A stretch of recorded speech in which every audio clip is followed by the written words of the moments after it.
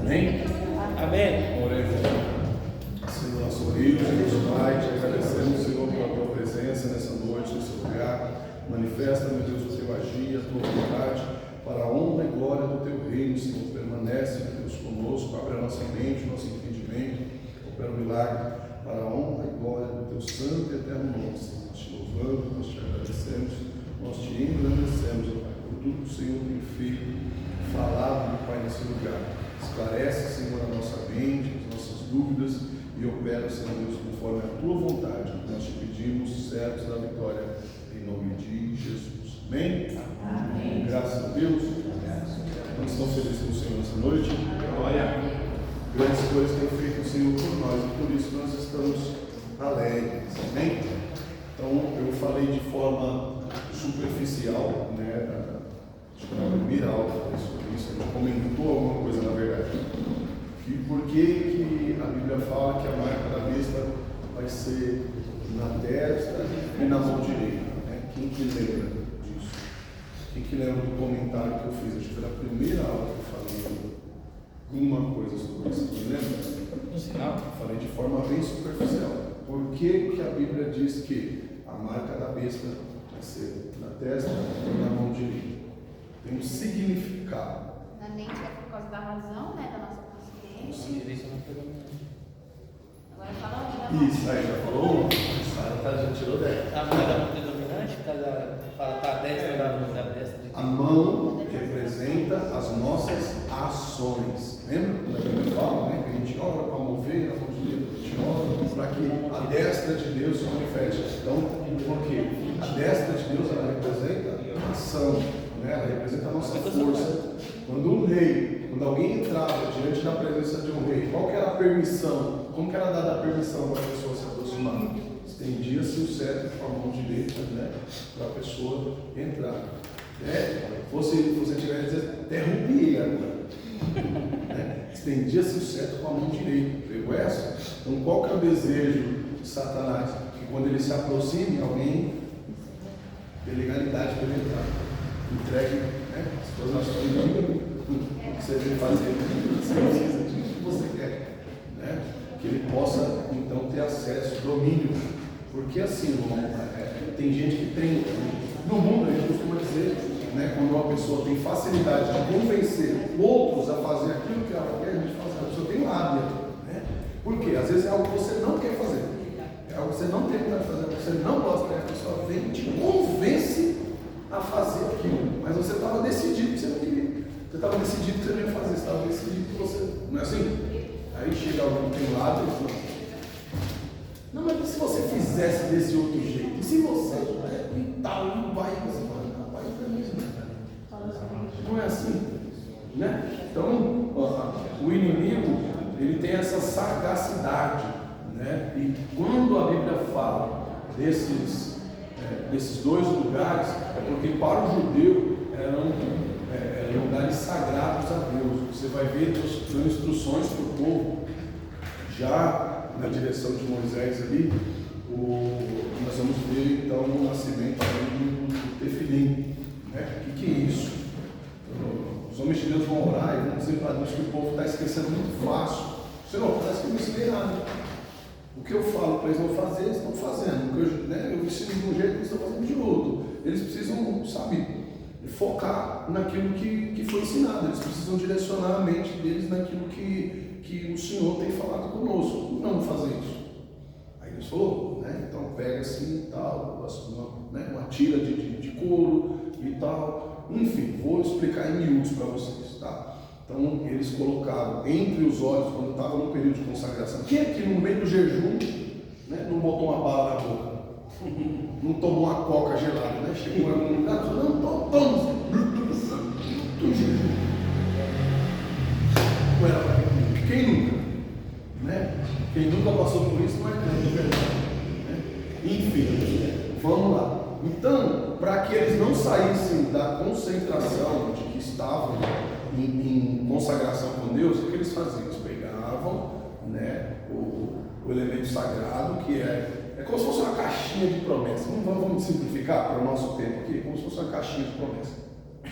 Tefilim era uma caixinha com os principais mandamentos nela, incutidos nela. E ela era amarrada com uma tira de couro, de uma maneira que ela ficava entre os olhos. Por quê? Porque o cara não esquecia, estava ali diante dele, estava amarrado aqui durante todo o período que ele estava em consagração, para lembrar que ele estava em comunhão com Deus. Então ficava aqui, na fronte da testa, entre os olhos, no meio da testa, vamos falar português, claro, no meio da testa, porque toda hora o cidadão está vendo aqui. E se porventura, por desvaneio, ele esquecesse da caixinha aqui no meio da testa, alguma coisa chamou a atenção dele, ele fosse trabalhar, fosse fazer algo, era amarrado também na mão. Então ele tinha na mão direita, amarrado, de maneira que ela ficava aqui em cima da mão. Qualquer coisa que ele fosse fazer, ele estava vendo, ele lembrava que, opa, tem uma consagração, meu Deus, está aqui. Opa, entendeu? Então, todo o tempo que era separado para o Senhor, a pessoa tinha ali como lembrar que ele estava em consagração. Se fosse fazer alguma coisa, pegar alguma coisa, trabalhar, ele tinha. E se porventura, ele se esquecesse, quem estava lidando com ele também já tinha um respeito maior para falar com aquela pessoa. Não é qualquer coisa que você ia falar com aquela pessoa. Por quê? Porque você está vendo que aquela pessoa está separada para Deus naquele momento. Então, se a pessoa está separada para Deus, não adianta eu ir lá que eu não vou arrumar nada. Então, eles já sabiam. O sacerdote está com o tefilim lá na testa, está com na mão, então nem adianta chegar no pé. Tefilim? Tefilim. Por que a gente, quando jejua, então, não diz para ninguém que está jejuando, se eles deixavam bem claro que todo mundo está jejuando? Então, porque assim, tem duas situações, A gente tem a pessoa que jejua porque quer realmente se consagrar e quer separar a vida para Deus, e Jesus percebeu que tem um segundo tipo de pessoa que jejua. Jejua para que as pessoas olhem e digam, nossa, como que a Trix é espiritual, ela jejua, ela ora. Então assim, por causa do sentimento em que se tem isso, Jesus falou, é melhor ninguém ficar sabendo que você está consagrado. É melhor ninguém ficar sabendo que você está jejuando. Se o propósito é esse, é melhor ninguém ficar sabendo. Por isso que Jesus vai lá e tesoura. Por quê? Eles começaram a fazer de maneira que, você vê, tem gente que, eu não estou aqui desde 6 horas da manhã de jejum, não comi nada ainda, era melhor ter comido. Já apontou para todo mundo, já chamou a atenção de todo mundo, já se vangloriou diante de todo mundo, era melhor ter jantado, era melhor ter almoçado. Entendeu? Porque a intenção ali não é agradar a Deus, a intenção ali é o que os homens vão falar, como meu pai vai gostar, cumpre ele ora.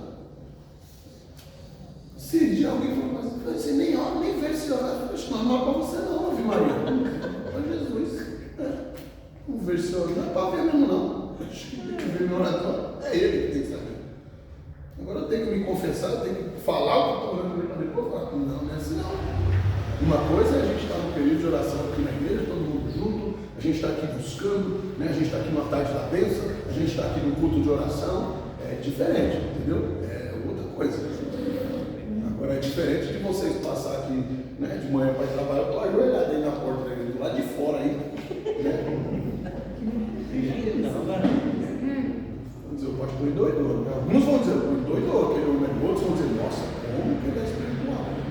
Meu Deus, um dia eu quero ser assim também. Então assim, são dois públicos, são duas situações extremamente diferentes. E como só ele que pode sondar o coração, diz assim, é melhor que ninguém saiba.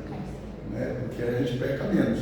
E quem está fazendo, na verdade, recebe o galardão. E quem iria fazer para se aparecer, já não vai fazer, porque não tem ninguém para ver. Entendeu? Não tem ninguém para bater palma, então, Jesus mata 2 coelhos com uma cajadada só. Entendeu? É isso.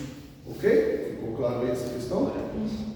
Então, esse é o motivo que a Bíblia fala, que a intenção do inimigo é colocar a marca exatamente na nossa testa, ou seja, nos fazer esquecer daquilo que nós nos comprometemos para com Deus, nos fazer esquecer daquilo que Deus determinou para a nossa vida, colocar os pensamentos dele na nossa mente, sabe? Colocar instruções da parte dele. Como, pastor? De diversas formas. Colocando às vezes na cabeça da pessoa, olha, ninguém está nem aí para você, você não é importante na igreja, a igreja não precisa de você, se você virar as costas hoje e for embora, ninguém vai atrás de você, ninguém vai te ligar, ninguém vai te perguntar onde você está. porque você não é importante para esse lugar. Ou você não sabe pregar, você não sabe cantar, você não, né? O que você está fazendo aqui? O diabo ele acha tudo. Né? Ou por que você, né? Por que você não faz isso? Por que você não faz aquilo? Ou por que você não, né? Deus não te respondeu até agora. Você está orando aí, Deus não. Por que você não, né? Não desiste disso aí? Hoje às vezes você está com fome aí, já faz tempo, né? Você está consagrando aí. Tem mais de um mês já que o senhor está consagrando aí. Por que você não transforma essas pedras em pães aí? Você não acha que já está na hora de você comer? Porque se Deus quisesse te responder, já teria te respondido. Você tem certeza que você é escolhido mesmo? Ó, o diabo tentando acessar, né, a fé de Jesus, tentando acessar a convicção de Cristo naquilo que Deus tinha determinado para ele, tentando acessar, né, vale a pena mesmo o que você vai passar? Vale a pena o preço que você está pagando? Está entendendo? Então o diabo está tentando acessar o que? A mente, os pensamentos de Cristo. E ele quase consegue, né? Você vê que Jesus, no momento de maior agonia, ele vai passando assim, Pai, se possível for. Aí ele lembra, né? Ele falou, não, desculpa, retira, paga aí, eu falei agora, paga. Paga, que se cumpra em mim o seu querer. Todavia seja feita a sua vontade, não a minha vontade. Deixa eu botar a caixinha no outro lugar, porque ela escorregou, eu esqueci. Tá? Certo? Então, é essa situação. O diabo não precisa, sabe, botar um exército à sua frente. Se o inimigo pudesse nos marcar a força, igual a gente marca animal, como é que marca animal? Esquenta o ferro lá no fogo e... Se o diabo pudesse nos marcar a força, nós já estaríamos todos marcados. Teríamos as marcas do inimigo já. Se ele pudesse colocar a força em nós, ele já teria colocado. Só que essas marcas, elas não podem ser colocadas à força. Você tem que dar o acesso, você tem que permitir, você tem que deixar o inimigo entrar. Você tem que concordar que ele coloque. Quando vem um pensamento desse, a pessoa fala assim, é mesmo, é verdade mesmo, não está certo, quer saber como é isso mesmo. O que a gente acabou de fazer? Dar acesso para o inimigo trabalhar na nossa mente. Quando a gente produz pensamentos, intenções que a gente sabe que elas são contra os ensinamentos de Deus, a gente está dando legalidade para o diabo operar. Na onde? Na nossa mente. Né? A palavra do Senhor diz que eu não posso, assim como você não pode impedir um pássaro de pousar, né, na sua cabeça, você está lá cochilando lá o pássaro vem e pousa na sua cabeça ali. Você não pode impedir, você está dormindo, está de olho fechado. Então, assim também vem os pensamentos maus, vem também a sedução do pecado, vem dessa forma. Eu não posso impedir, eles vêm. Agora, eu posso impedir que faça ninho na minha cabeça. Você pousou, pois você vai levantar agora e vai levantar voo. Você vai embora desse lugar aqui, não é para você. Essa mente aqui é santa, isso aqui é território do meu Senhor, isso aqui é lugar de oração. Cai fora daí, Satanás. Já te identifiquei. Uma nova façanha de Satanás foi detectada. Opa, sai fora em nome de Jesus, vaza. A gente tem que ter um alerta assim, tem que ter uma façanha assim, dizer, opa, isso aqui é pensamento do diabo. Agora, crente que não conhece Bíblia, crente que não segue orientação espiritual, crente que não tem temor a Deus, vai identificar que é o inimigo como? Crente que pensa que sempre tem razão em tudo, que sempre está certo em tudo, vai identificar que o diabo está tentando entrar como? Está falando com ele agora há pouco, né? Nós temos que ser sensíveis e humildes o suficiente para entender que nós somos humanos, a gente também é, mesmo sendo pastor, mesmo sendo obreiro, mesmo sendo consagrado, mesmo tendo 50 anos na igreja, a gente erra. Agora, o que eu faço com os meus erros, que é o que vai dizer se realmente eu sou um cristão. Se eu me arrependo e vou buscar um conserto, vou buscar uma melhora, vou buscar um agir de Deus para a minha vida, identifica que eu sou um cristão.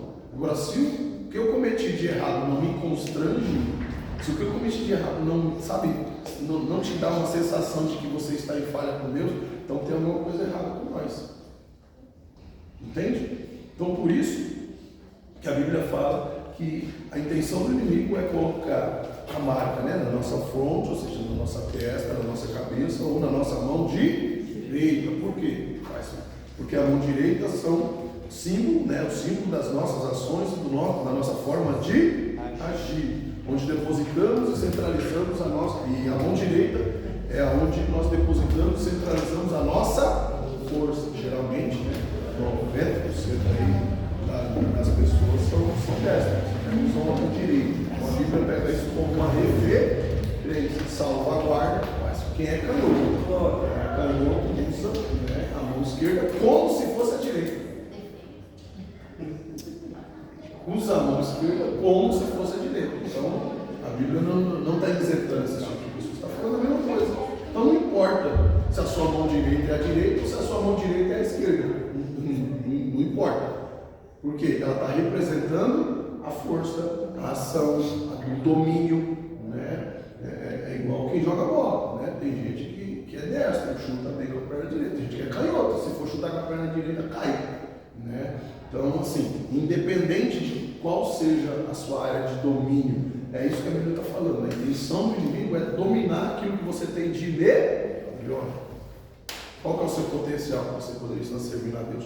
Qual que é o seu potencial que você poderia estar apresentando ao Senhor? A intenção do inimigo é te paralisar nessa área.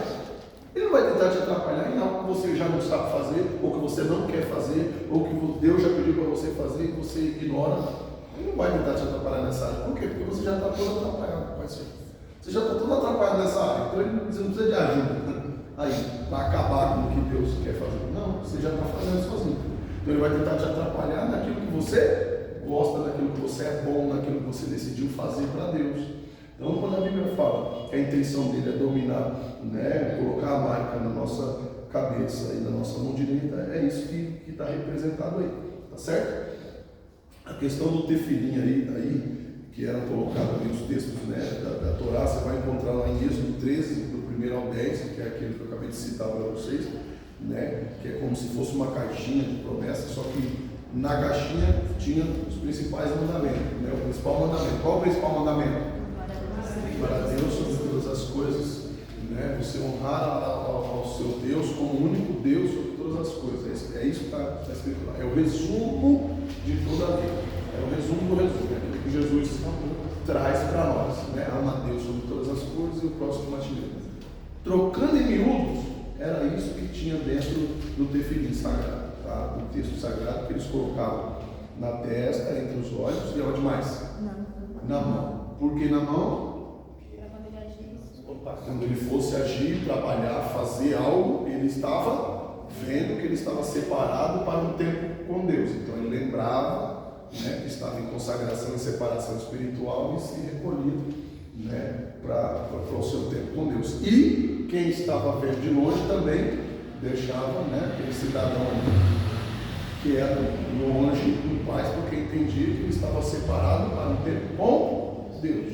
Então, trocando em miúdos é isso. Em Êxodo 13 você vai achar, Deuteronômio 6, 4 também, Deuteronômio 11, tá? A partir do verso 13 aí você vai encontrar também falando aí do tefilim sagrado, tá? Depois se você quiser estudar um pouco mais, são esses aí os textos, ok? Sendo assim, nós entendemos que essa marca da besta é semelhante à marca de Deus, ou o selo do Espírito Santo. Quem foi selado pelo Espírito Santo de Deus aqui?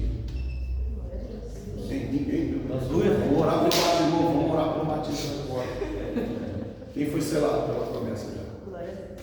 Me mostra que você foi selado. Mostra aí que você. Você não foi selado? Fala. Joga pra fora. Não escuta aí. Através do nosso testemunho. Através do nosso testemunho, das nossas ações, dentro da alma. O Diego falou que nem sempre é visto. Então vamos lá. O selo de Deus, a gente tem certeza que a gente tem o selo de Deus, porque a gente sente, a gente age, a gente identifica através das nossas ações, através das ações dos nossos irmãos, quem realmente é selado, quem realmente tem o selo, quem realmente foi separado por Deus para esse tempo. Se o selo de Deus é invisível, a gente não vê, a gente não enxerga, quem foi que disse, quem foi que inventou, quem foi que falou que o selo do inimigo, que a marca da besta tem que ser visível, tem que olhar e tem que ver? Vamos tirar isso. Foi muito bem inventado, até durou, né? Está durando aí um período longo. É que na verdade tudo aquilo que a gente a colocar que é do inimigo porque dá medo. A gente pressupõe dele. alguma coisa a partir de um ponto. Aí quando alguém fala alguma coisa que fica mais fácil a gente se agarrar, a gente pega, né? Tiver uma cordinha solta no vento, a gente já segura, porque não tinha nada. Então, você tem uma cordinha solta no meio, você segura nela. Né? Então quando se fala, e desde que a gente ouve falar de marca da besta, de 666, de fim dos tempos, a gente já imagina logo, né? Aí depois inventaram o assunto do chip, aí pronto, os clientes já ficou tudo apavorado.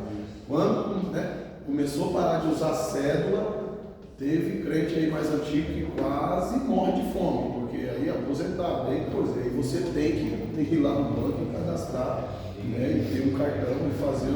Então assim, muitos, né, assembleanos rex, né, antigos, muitos irmãozinhos da Deus e Amor, das igrejas mais tradicionais, tiveram dificuldade com isso. Por quê? Acreditava-se que já era a marca da besta. Por quê, pastor? Porque quem não tiver o cartão agora não vai poder comprar. Tinha gente que não tomava nem coca. Não vai poder sair, não vou, como que eu vou, né? Então não pode. Por quê? Porque a marca da besta, quando tem que ter um cartãozinho, tem que ir lá no banco, tem que botar a mão lá, não, pelo amor de Deus, isso é coisa de Satanás. É sério. Hoje em dia até gente que não entende muito de internet acaba acreditando também, então, porque assim, vai ter todas as suas informações, então... Você entende que a gente começa a direcionar, e daqui a um tempo tudo isso vai mudando, tudo isso vai migrando, tudo isso vai passando, e as pessoas vão se enganando. Enquanto isso, o diabo vai aproveitando para quê? Para marcar as pessoas. Enquanto isso, ele está marcando gente. Enquanto isso, ele vai marcando o povo. Ele vai direcionando o pensamento para outros lugares. Enquanto isso, né, as pessoas acreditam que enquanto, né, não tiver uma marquinha aqui na mão, um chipzinho implantado aqui na cabeça, enquanto não acontecer isso, eu não estou marcado pela besta. Mas aí às vezes está mentindo, às vezes está enganando, às vezes está tratando, né, com atos e pensamentos impuros. O que é isso? A marca da besta. Quais são, né, as identificações de quem é marcado por Deus? Gálatas 5, né, a partir do verso 20 pela frente, vai apresentar para nós os frutos do Espírito, os frutos de quem foi marcado por Deus. E antes disso, vai mostrar os frutos de quem foi marcado pelo inimigo, que é o engano, que é a mentira, que é a falta de perdão, de amor, a falta de servidão a Deus. Certo? Então, pessoas já estão marcadas dentro da igreja. Dentro da igreja existem pessoas que já foram marcadas pelo inimigo. Dentro de casa existem irmãos que já foram marcados. O irmão do filho pródigo já estava marcado. Ele já não tinha pensamento de filho, ele já não tinha pensamento de herdeiro.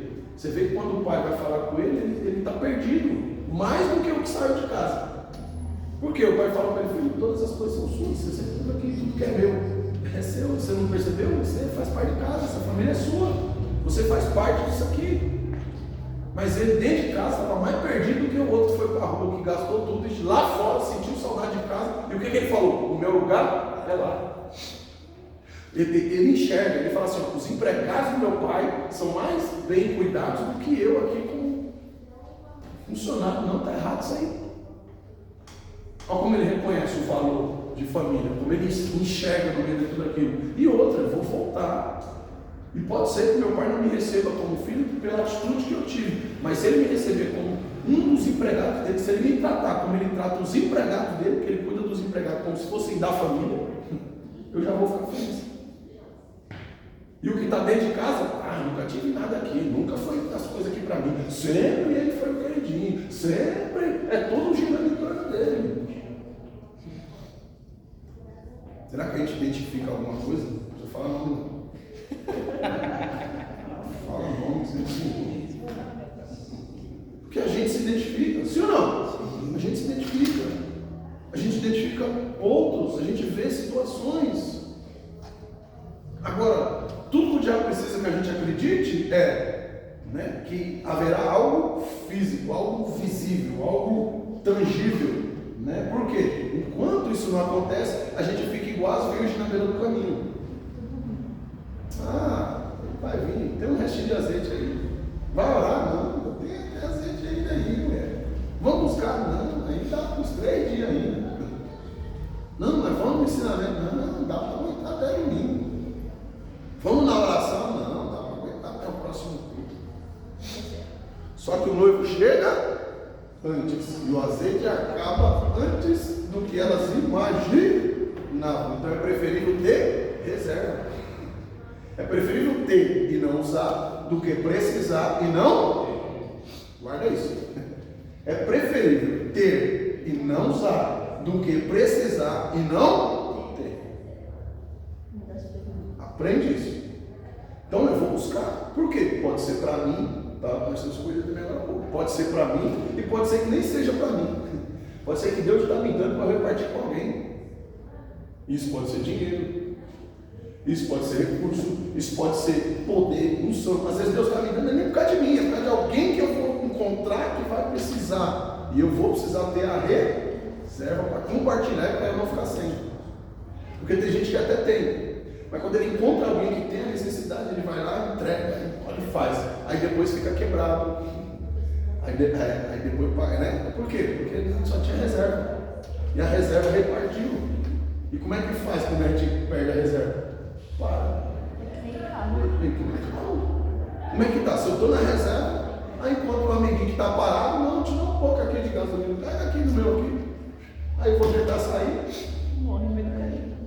Porque a reserva que eu tinha, eu compartilhei com eu estava na reserva, eu estava precisando de ajuda. Mas achei que estava em condições de ajudar alguém. E agora? Aquele que eu ajudei foi embora.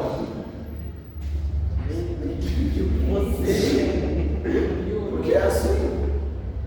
Quantas pessoas, às vezes falam assim, principalmente, né, jovens que às vezes não entenderam ainda, às vezes não viveram o suficiente com Deus. Às vezes chega um jovem, está pregando, está cantando, e você fala assim, não faz isso, faz aquilo, você não põe a mão na cabeça de ninguém aí, você, né, chama um obreiro quando você for fazer. Aí simplesmente ignora o que você vai fazer. Aí depois chega, eu não sei, eu estou com a dor de cabeça assim, um negócio, estou sentindo uma coisa assim. Que coisa? Você está sentindo coisa ruim que você pegou dos outros, porque você não está em condições de expulsar nada de ninguém. Você fez para pegar para você. A reservinha de fogo que você tinha, você colocou na cabeça de outro, a pessoa foi liberta e o diabo falou, o que eu vou entrar agora? Achei outra casa vazia. Achei que não tem tanta unção, não tem tanta autoridade, não tem tanta graça. Ó, vazio, é aqui mesmo que eu vou ficar. Eu conheço gente, irmão, que está perturbado, eu disse perturbado, há alguns anos. Olha o exemplo que eu vou falar aqui. Porque foram orar por um jovem que estava lunático, demoniado, a jovens do ciclo de oração da igreja, jovens, né, um grupo de louvor da igreja. A gente tem que obedecer. Eu faço parte do grupo de louvor, eu estou na liderança, estou por aqui. Foram lá visitar um jovenzinho, botaram a mão na cabeça do jovem, oraram pelo jovem e foram embora para casa. E a vida nunca mais foi a mesma. A pessoa está meio atribulada ainda até hoje. Não é? E isso tem alguns anos. Eu vou chutar aí embaixo. Tá? Uma média de 7, 8 anos, se não for mais. Eu acredito que é muito mais. Mas que eu sei e posso testificar, pelo menos 8 anos eu acompanho a pessoa e eu sei. Eu já fui orado, inclusive, por essa pessoa, enquanto estava tendo crise de perturbação. Simplesmente porque foi botar a mão na cabeça de alguém que não era no momento ainda para ter. Você entende? Às vezes até para ajudar o outro, às vezes até para. Eu tenho que me preocupar primeiro com mim. Tem que estar em condições, tem que, sabe, estar na torre de vigia, tem que estar orando, tem que estar consagrando, tem que entender se o diabo não está armando uma armadilha para me enganar. É igual. É proibido isso, hein? Pelo amor de Deus, ninguém vai fazer isso mais. Eu estou falando aqui no tempo das cavernas. Antigamente, no tempo das cavernas, que eu com o Gerson entendeu, no tempo das cavernas, os camaradas colocavam um passarinho dentro da gaiola e botavam um alçapão na frente. Aí esse passarinho que estava na gaiola ficava chamando os passarinhos que estavam voando. Aí os passarinhos que estavam voando vinham tentar ajudar o passarinho que estava na gaiola. O que acontecia? Ele ficava preso. Já viu, né?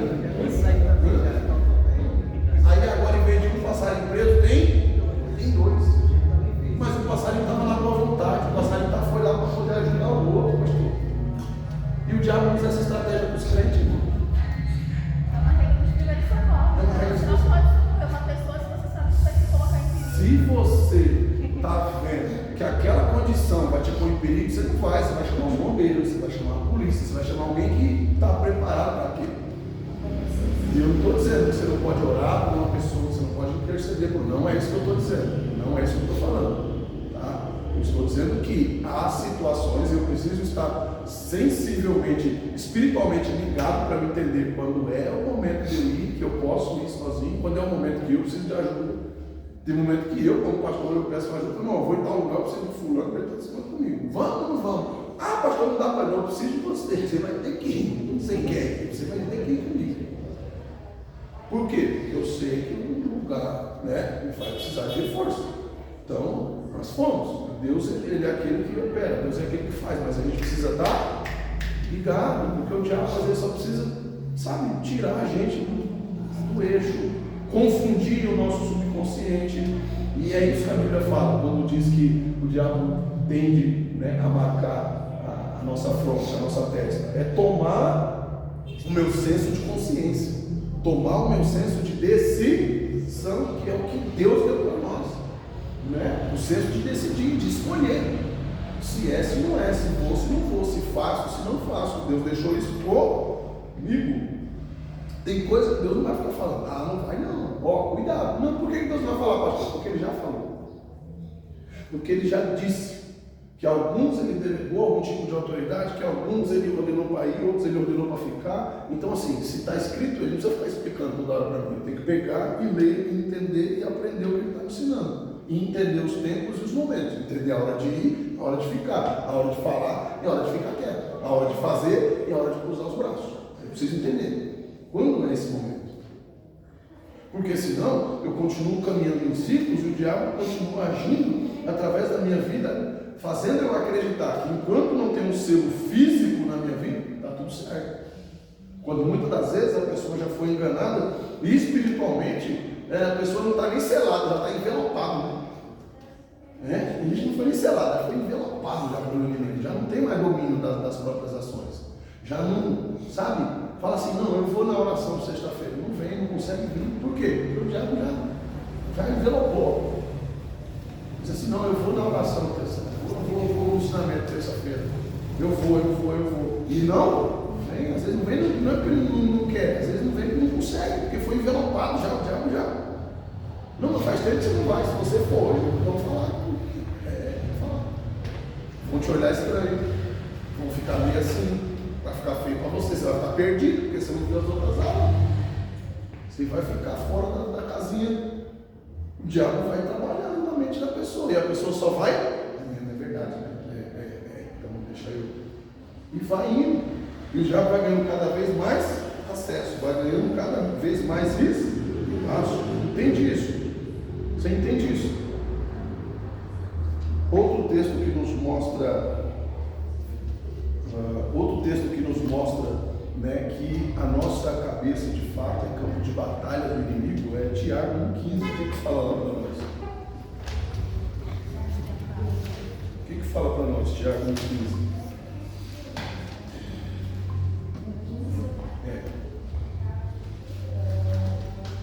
Então a cobiça, depois de haver concebido, dá à luz o pecado, e o pecado, uma vez consumado, gera morte.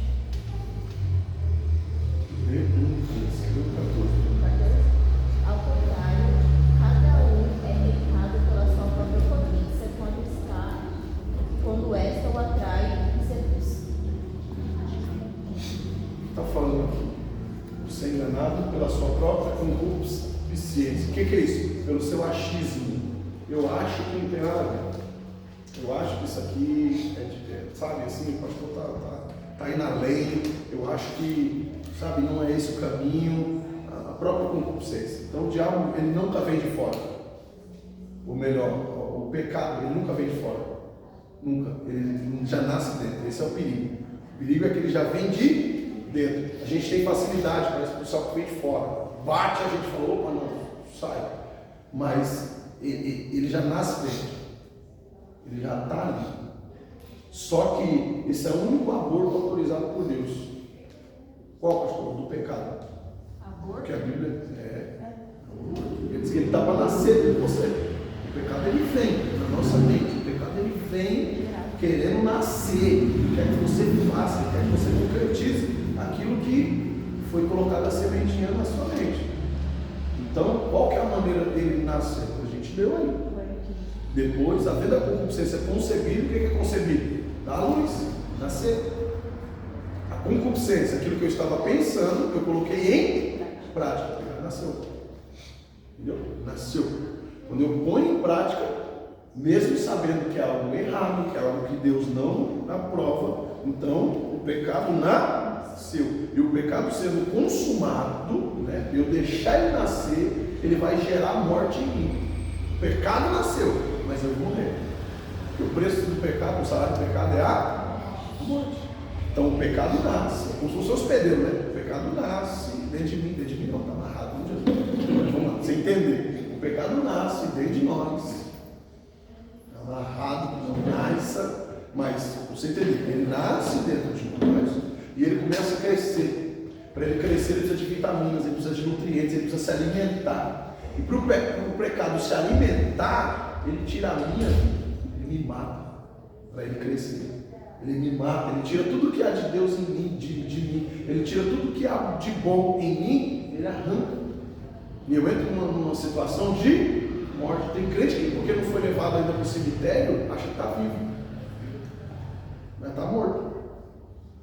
Pergunta para os irmãozinhos lá de Ezequiel 37.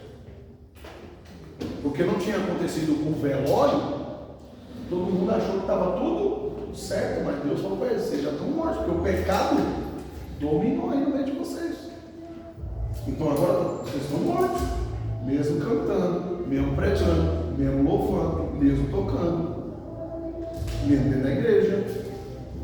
Vocês estão mortos, por quê? Estamos fazendo a programação, estamos fazendo a liturgia, tá certo? Mas é como se a gente produzisse algo que não tem valor. Agora, né? Se é da qualidade, você entendeu o que eu estou falando. Às vezes tem produção que a pessoa está ali o dia inteiro. Produz. E produz mais do que o outro turno. Cantamos melhor que eles. Pregamos melhor do que eles. Fazemos melhor do que eles. Recebemos as pessoas melhor do que eles. Não sei aqui agora. Recebemos as pessoas melhor do que eles. Tudo que a gente faz é melhor do que eles.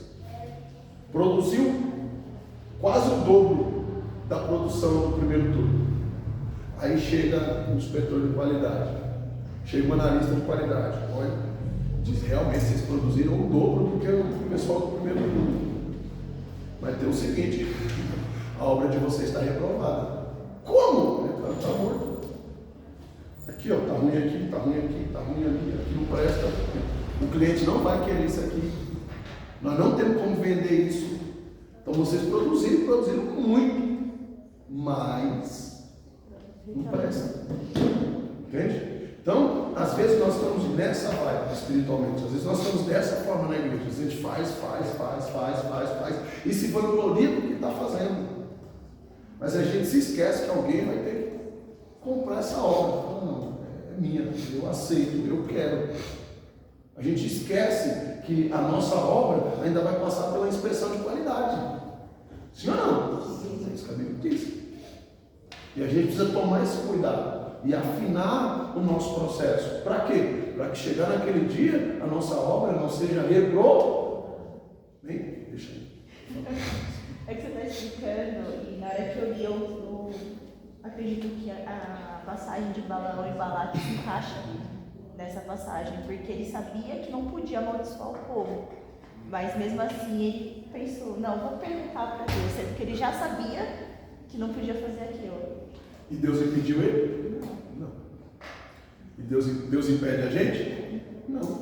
Se eu sei que é algo errado, recebi uma instrução que é errado, e eu quero fazer errado, eu vou fazer errado. Eu vou fazer errado.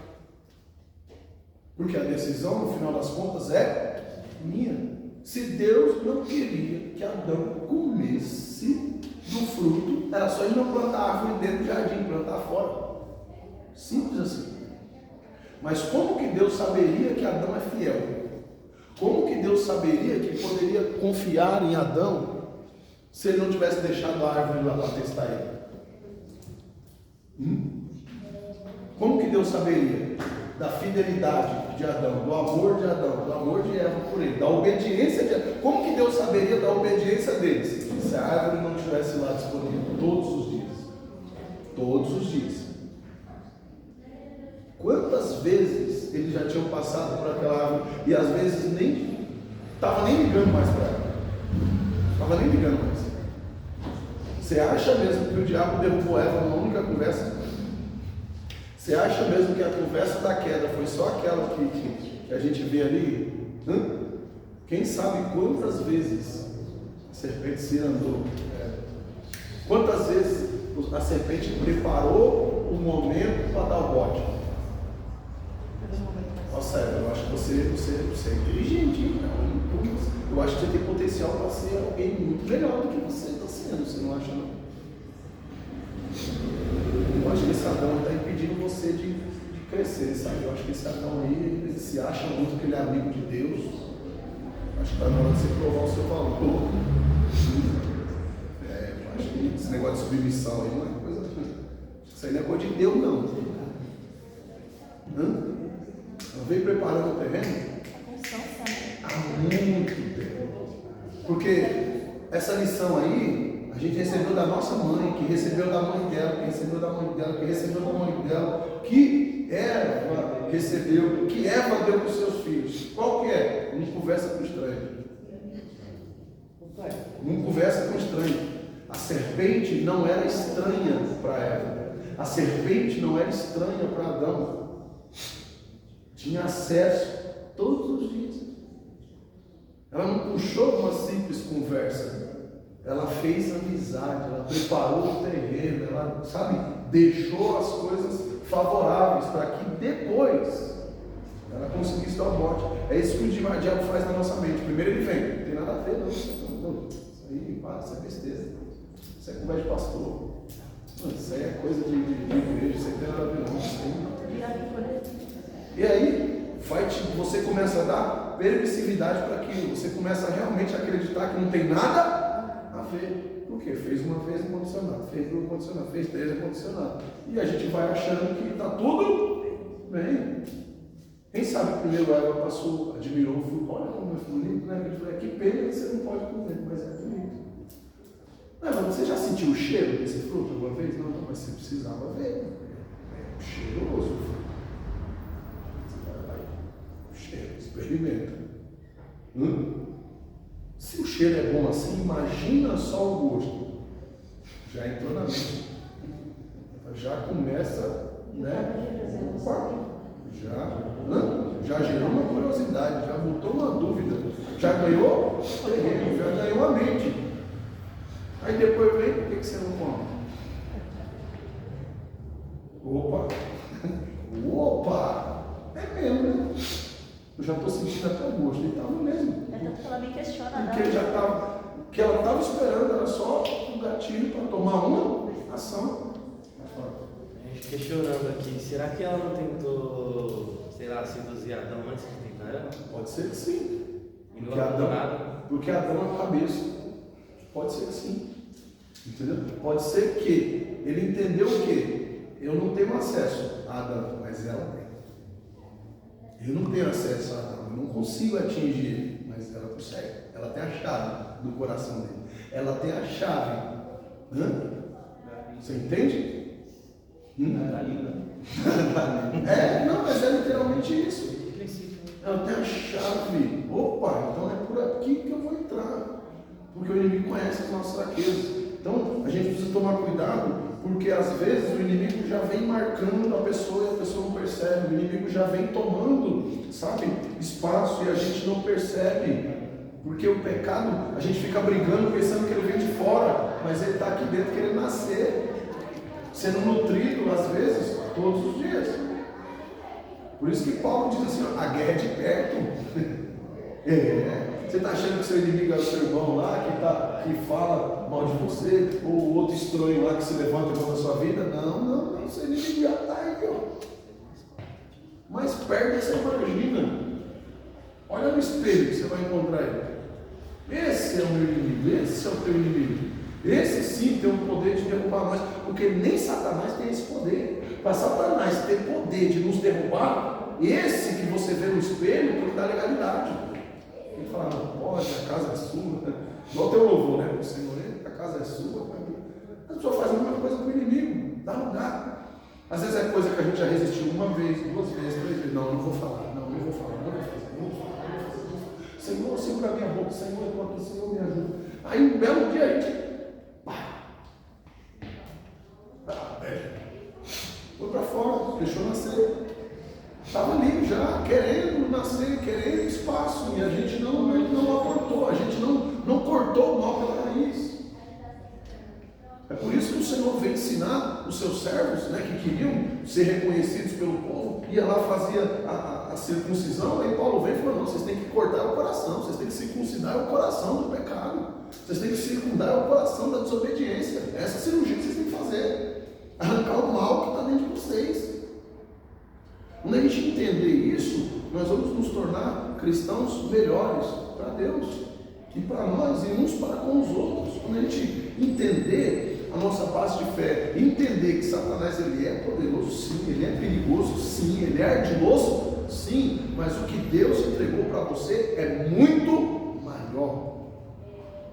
Para Satanás tocar em ti, tu tem que permitir. Olha só, você tem que dar permissão, você tem que dar a chave, você tem que dar o acesso. Por que ele é tão doido com você? Por causa disso, porque ele não pode pegar a força. O salmista diz isso, né? Se ele pudesse, ele faria, mas ele não pode, a não ser que haja uma permissão direta por Deus para algum propósito. Fora isso, na maioria das vezes, 98% das vezes que um cristão cai, que um cristão tropeça, que um cristão, que o diabo entra na vida de um cristão, foi ele mesmo que abriu a porta. A Bíblia mostra 1%. Eu disse 1%. 1% tem um nome, Jó. Que Deus fala assim, ó, pode ir lá. Pode ir lá. Esse aí eu boto a mão no fogo por ele. Então, esse aí você não vai conseguir nada. Esse aí você não vai conseguir. Você não vai conseguir porque ele é fiel. Mas eu estou te dando autorização para você tocar na vida dele. Eu estou dando. Esse aí você pode tocar. Ele não vai te dar a chave. Ele não vai te dar a chave. Eu conheço ele. Ele não vai te dar a chave. Você pode tocar. Os outros 99%, eles mesmos abriram a porta. Ou o diabo foi pedir para Deus para tocar em Davi? Pediu? Não. Quem abriu a porta? Davi. Moisés que abriu. Todos os outros, eles que abriram. Todos. Eles que abriram. 1%. Deus falou, esse aí você não vai arrumar nada, você pode tentar. Depois desse aí, só o Messias. Aí vira 2% no Novo Testamento. Depois de Jesus, 2%. Os outros 98%, todos abrem a porta. Que Deus venha trabalhar em nós de maneira que nós venhamos nos tornar 1% de Deus. De maneira que nós venhamos, despertar confiança de Deus para o Senhor botar a mão no fogo também por nós, porque essa é a vontade de Deus. A Bíblia diz que a vontade de Deus para nós ela é perfeita. É que nós não viéssemos pagar por consequência de atos, escolhas e ações que nós mesmos causamos e permitimos e fazemos, mas que o Senhor enxergue em nós verdadeiramente uma disposição para obedecer, uma disposição para fazer o que é certo, uma disposição, para dizer não, porque na maioria das vezes, quem deixa passar, somos nós, e não é que esquece a porta aberta, não, é que vai lá e abre mesmo, diz assim, chega, eu já cansei, eu não aguento mais, não é, mas que verdadeiramente o Senhor possa trabalhar em nós, e nos fazer estar de pé, e permanecer, e resistir, aleluia, verdadeiramente as ações do inimigo contra a nossa vida. Ok? Deus. A fé da esperança. Seria muito ingênuo da nossa parte achar que a simples implantação de um chip na nossa cabeça, né, ou na nossa mão, seria um objetivo da besta. Na verdade, ela quer desviar as pessoas e destruir vidas. É esse o propósito, desviar pessoas. Da onde? Da presença de Deus. Não é da igreja em si. Porque tem gente que às vezes se desvia de Deus e continua dentro da igreja. Os fariseus estavam onde? Aonde? É mesmo? Então me fala qual é para eu ir. Todo dia. Eles estavam dentro da igreja. E todos os dias. E iam cedo. E faziam turno. Saía um e entrava outro. Ó, 12 horas de vigília. De manhã e à tarde. De manhã e à tarde. Só não tinha turno de madrugada. 6 horas da tarde apagava-se a lâmpada. No outro dia, 6 horas da manhã, a lâmpada já está acesa de novo para outra turma.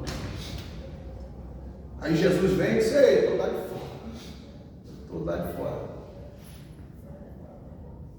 Quando vocês aprenderam o que é servir a Deus de verdade, aí a gente abre uma sociedade. Enquanto isso, aí Jesus pega aquele que estava mais suscetível, aquele que estava mais perto da cerca, chamado Nicodemos, e Jesus fala assim: se você nascer de novo, você tem mais uma oportunidade.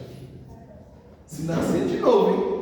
Não é uma tentativa, não. Se você nascer de novo, se você fizer tudo diferente do que você tem feito, nós não estamos falando de um jovem de 18 anos. Nicodemos era um dos principais dos sacerdotes. Então, calculando a idade de alguém para se tornar um principal dos sacerdotes, você pode colocar aí no mínimo 55 anos. Aí o Senhor chega com um jovem de 55 anos mais ou menos e fala para ele assim: ó, é necessário você nascer de novo. Você não aprendeu nada. Você tem que começar e fazer tudo diferente. E é nascer de dentro para fora. Não é caçar mudança nos outros, não. É caçar mudança primeiro em você. Você trabalha em de Nicodemos. Nasça de novo. E aquilo assombra Nicodemos de tal forma que ele fala assim: é impossível. Como que eu posso voltar para o ventre da minha mãe? É como se ele dissesse para Jesus assim: ó, eu não tenho mais 50 anos, não, senhor. Não sei se o senhor já reparou daqui, mas não dá para nascer de novo. Eu estou já beirando dos 50 para os 70, não falta 40, né? Mas não, senhor. É só 20, não dá tempo. É como se Nicodemos dissesse para o Senhor assim: ó, é impossível. Não vai dar para eu nascer de novo, não. O que o senhor está me pedindo aí é impossível. E ele se sente tão incapacitado daquilo que você vê que ele não segue Jesus. Ele tem a oportunidade de ser um dos discípulos de Jesus. E ele olha assim e fala: eu me perdi tanto. Eu me afastei tanto. Eu estou tão longe de nascer de novo que não vai dar. Você entende isso? Como Nicodemos olhasse assim: eu estou tão longe, não vai dar para fazer essa caminhada aí. Você entende isso? Por quê? Porque Nicodemos tinha status dentro da sinagoga. Ele era reconhecido dentro da sinagoga. Se ele vir agora para servir Jesus, literalmente ia acabar tudo. Ele ia ser tratado como um rebelde. Tá certo? Os fariseus iriam rejeitar ele. Ele corria o risco de ser apedrejado também. Você se tornou um discípulo do Messias. Como assim? Você lembra que eles queriam apedrejar Jesus? Você lembra disso? Mais de uma vez? Entende agora a situação de Nicodemos? Entende? Então ele olha e fala assim: eu me perdi tanto. Eu estou tão longe. Eu estou tão fora que não dá. Essa é a situação de algumas pessoas que se afastaram de Deus a tal ponto que hoje muitos não conseguem voltar. Porque às vezes já pastorearam, já tomaram conta de grupo, já foram, sabe? E às vezes se envolveram tanto lá no passado que hoje se acham incapacitados de voltar a fazer as mesmas coisas e de fazer melhor. É aquela história do turno, né? Produziu tanto. E toda a sua produção foi perdida, e agora o camarada olha e sabe: não dá para recuperar isso aí, não, já está no final do turno. Acha que não vale mais a pena. Acha que não vale mais a pena. Se voltar, Deus perdoa? Perdoa. Se voltar, Deus salva? Salva. Se voltar, Deus liberta? Liberta. Mas qual que é o campo de atuação do inimigo? E as ações. Então, uma pessoa que atinge esse nível, o diabo já dominou aqui e já dominou aqui, sei lá. Aí só há graça de Deus para se manifestar na vida dessa pessoa, sabe, de uma forma sobrenatural, para quebrar esse trânsito, arrancar a pessoa do inimigo, quebrar. Porque a Bíblia diz que a unção despedaça O jugo, os pedaços secos. Né? A pessoa foi colocada debaixo de um jugo, Satanás vai lá e diz, isso aqui é meu. Por que jugo? Quando o animal geralmente era comprado, né? E o animal ele acostuma. Né? Tem animais que se você pega ele e você fala assim, não, esse animal aqui, não quero mais esse animal, vou levar esse animal embora. Leva o animal, doa para alguém, leva para algum lugar. É perigoso o animal chegar em casa primeiro que você. Então o que eles faziam? Comprei um animal de algum, né, fazendeiro rico que tem muitos outros animais, eu só tinha, né, alguns poucos, comprei mais um boi, comprei mais um. Então o que eles faziam?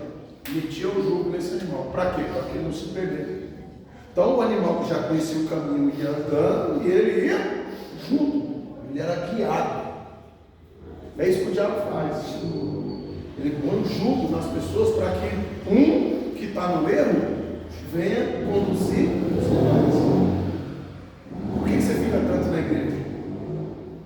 Por que agora o seu negócio tudo é com os crentes? Por que agora você só anda com eles?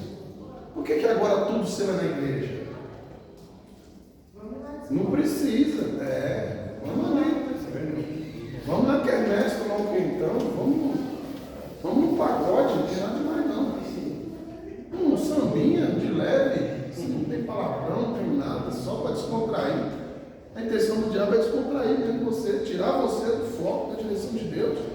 Você pode sair da sua família, você pode ir na praia, você pode ir num lugar, comer alguma coisa, não é proibido, não é disso que eu estou falando. Estou falando que a gente como cristão, como alguém que tem uma missão com Deus, a gente não pode ficar desorientado. Não pode deixar a nossa mente vacilando, porque é tudo que o diabo precisa. Um momento de vacilo, um momento de distração, um momento de... Quando a gente pensar, já foi. É pecado beber? Não, mas é pecado se embriagar? Sim. Mas quem bebe, qual que é a intenção? Ficar bom? Ninguém bebe com a intenção de ficar bom. A última vez que eu fui com uma chácara, em família, eu já estava frequentando a igreja, e a gente foi para um evento em família, só tinha família. E eu estava passando por algumas situações e tal, e estava numa época que eu não estava muito bem com a mãe dos meus filhos e toda aquela situação, e a gente ali em família, quer saber, eu já me estou enchendo. Café da manhã, cerveja. Um engradado. Café da manhã. E bebe. E na hora do almoço não come. E bebe. E à tarde e bebe. E eu sei que aquele dia eu bebi o dia inteiro. Mas nem com cheiro de álcool na boca eu fiquei. Porque eu queria me embriagar. Eu tinha a intenção de me embriagar. Mas nem bebo eu fiquei. Era como se Deus dissesse para mim, isso não te pertence mais. Isso não serve mais para você. Não é essa vida que eu quero para você. Sendo que antes, 3, 4 latinhos, eu estava feliz da vida já. Eu estava parado de parar. Esse dia eu bebi o dia inteiro. Você sabe que é o dia inteiro? Aí saí para comprar uma bebida e falei, essa bebida é ruim. Ninguém fica bebendo esse negócio aqui é ruim. Não estou sentindo nem coça. Não fiquei nem tonto ainda. Vamos comprar uma coisa mais forte. E nada. Porque o Senhor já estava me santificando, o Senhor já estava me separando, eu não sabia. Mas qual que era a minha intenção? Me perder. Qual que era a minha intenção? Me embriagar. Ninguém bebe para ficar bom. Ninguém bebe para ficar, não, vou beber aqui que eu vou ficar mais esperto, vou tomar aqui que eu vou ficar mais... Não. Qual que é a desculpa que as pessoas, se você pegar alguém que está se embriagando, você senta lá no bar, não bebe não. Quer dizer que eu não posso falar bebida, vou dizer que é mentira.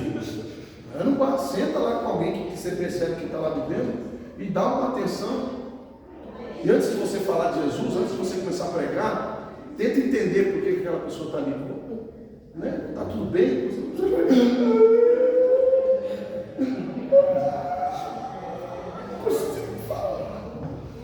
Não, mano. Aí já começa a abraçar os outros. Porque é o que está em falta. A pessoa queria uma fé, a pessoa queria um carinho, era um abraço e não conseguiu. Então ela está ali tentando esquecer, tentando afogar as suas mágoas, tentando, sabe? Quem vai na intenção de comemorar, a pessoa começa a comemorar, começa a tomar alguma coisa, daqui a pouco fala, vamos dançar, vamos sair, vamos isso, vamos aquilo, nem mesmo está lá Porque a intenção é comemorar, a intenção é ficar feliz, a intenção é ver o que está acontecendo, a intenção é curtir o momento. Entende? Então, essas são as áreas que o inimigo trabalha, das emoções, do nosso psique, do nosso intelecto, sabe? E tem gente na igreja que às vezes fica da mesma forma, só não está bebendo cachaça, mas está embriagado de ódio, está embriagado de rancor, está embriagado, sabe, de estupidez, está embriagado de desobediência, está embriagado. E aí você chega e diz, que você...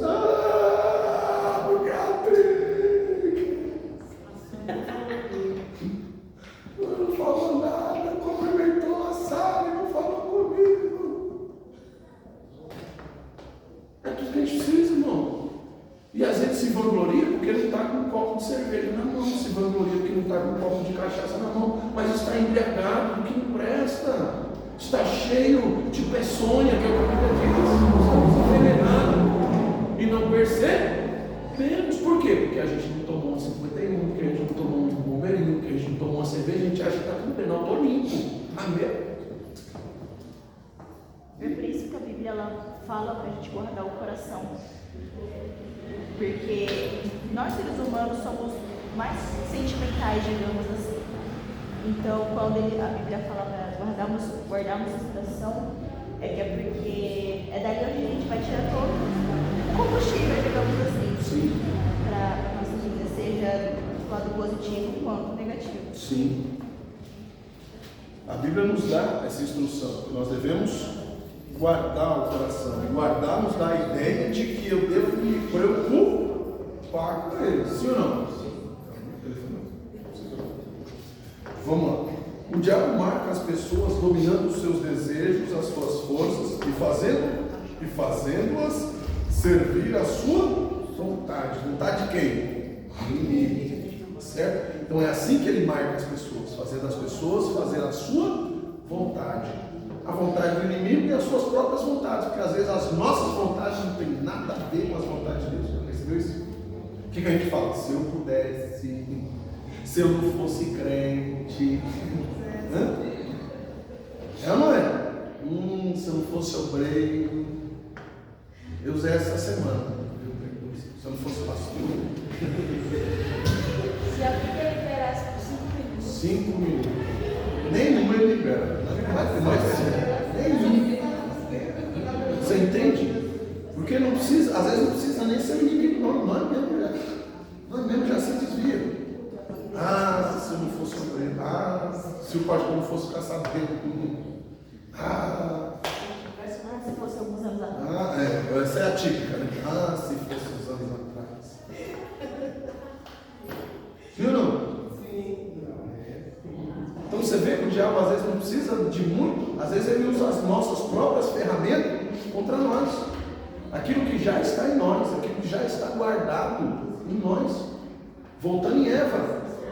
Por que você acha que a serpente teve tanta cara de pau para chegar nela e não chegou em Adão?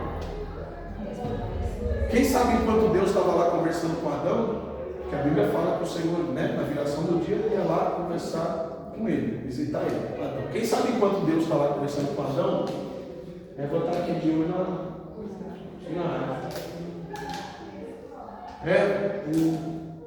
Mulher, Deus está aqui caminhando. Meu Deus está quase indo embora. Vai com Deus, Deus. Vai com Deus. A mente dela está assombrada com outras coisas, já estava longe de Deus. Os olhos já estavam em outro lugar. Tanto que parece uma coisa meio, já premeditada. Por quê? Quando ela percebe que está nua, ela já costuma a veste. Por que ela tirou uma ideia daquela? É como se já tivesse visto em algum momento, É como se já tivesse em algum momento percebido que em algum momento, está entendendo? Em algum momento ela ia precisar daquilo. É como se ela tivesse já pensado um dia, se acontecer, já sei o que vai acontecer. Está entendendo? Porque a primeira veste que ele faz é ela. Depois Deus mata, né, os animais e aí faz roupas de pele. Mas a primeira veste que ele faz entende? Então, muitas das vezes, o inimigo já vem trabalhando, já vem preparando situações, já vem trabalhando, né, na nossa mente, já vem preparando o berço para nascer depois. É o que os pais fazem. O que a gente faz? A mulher descobre que está grávida. Qual que é a primeira coisa?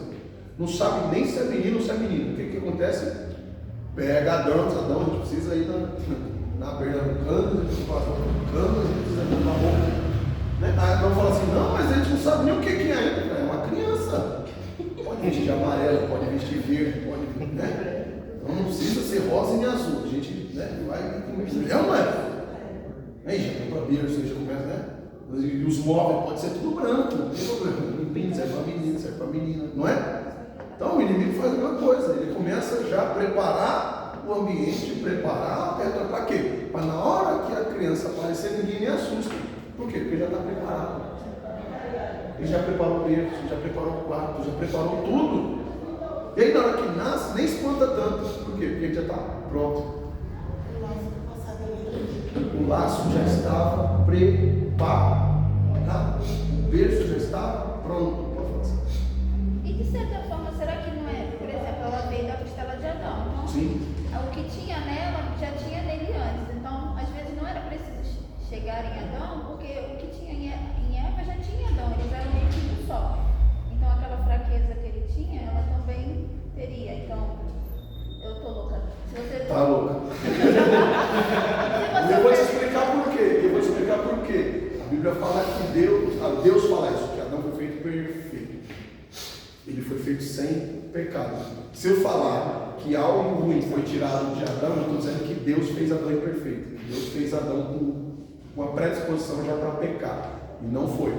Deus soprou em Adão aquilo que ele tinha de melhor. Aí agora, Eva é gerada da carne de Adão. Para ela estar inteira, ela teria que estar ligada a ele. Por isso que a Bíblia fala que a mulher é auxiliadora, é ajudadora. O que completa ela, né, que deixa ela inteira, ela 100% espiritual, ela está ligada a Adão. Ela, longe de Adão, ela é só carne. É igual o crente sem o Espírito Santo. Ele é só um crente, ele não tem ligação com Deus. Então, Adão está representando o Espírito Santo de Deus na vida dela. Quando ela faz algo primeiro, sem comunicar a ele, quando ela faz algo primeiro, sem a concordância de Adão, é quando a gente faz algo sem buscar a orientação de Deus. Então, primeiro ela vai e faz, aí ela traz para ele. E ele também já não vigia mais, porque, né, ele olha a situação dela e ele decide também cair. Naquele momento, a Bíblia fala, naquele momento sim, ele foi desligado de Deus. Tanto que quando Deus chega, a primeira vez que Deus não sente Adão é quando ele se envolveu com o pecado. Deus chega falando: onde você está? Porque todas as outras vezes Deus chegava e já sentia Adão, né? É o GPS de Deus, né? De Adão. Quando Deus se aproximava, Deus já sabia onde Adão estava. Foi a primeira vez que Deus chega e sem usar a onisciência, porque Deus não está ali como Deus está ali como um amigo. Tá certo? E o amigo não abre o seu celular. O amigo não sai olhando, né, as suas confidencialidades. Não, o amigo te ouve, o amigo te escuta. O amigo não cutuca os seus segredos. Então Deus chega ali como amigo. Deus não está sondando Adão para saber o que Adão está pensando, entende? Deus está ali como amigo. Deus está ali para ver, Deus está ali para fazer uma visita. Deus não está ali para mexer na intimidade de Adão.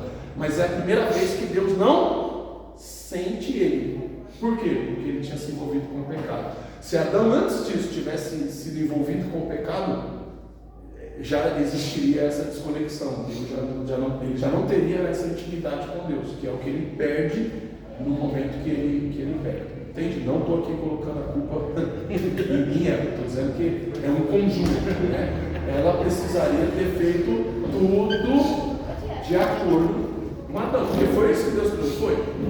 Não? Você entra na empresa hoje, você é ajudante, tá certo? Eu sou um ajudante. Aí eu sou ajudante de quem? Eu sou ajudante do operador de máquina. Qual que é o meu trabalho? Eu dar a ele o suporte que ele precisa para produzir. Então eu vou pegar a matéria-prima, eu vou colocar em cima da mesa, ele vai usar aquilo ali para produzir algo. O que ele produzir, eu vou pegar e eu vou embalar. sou ajudante. Certo? Então eu não tenho autorização para ir lá e mexer na máquina. Não posso. Por quê? Porque eu sou o ajudante, não sou o operador. E aí Deus coloca agora a mulher como auxiliadora para ajudar Adão a executar algo que ele já estava fazendo. Adão já estava trabalhando sem ela. E agora Deus coloca ela para ajudar, para auxiliar, para a carga ficar mais leve. Quando os dois estivessem andando juntos.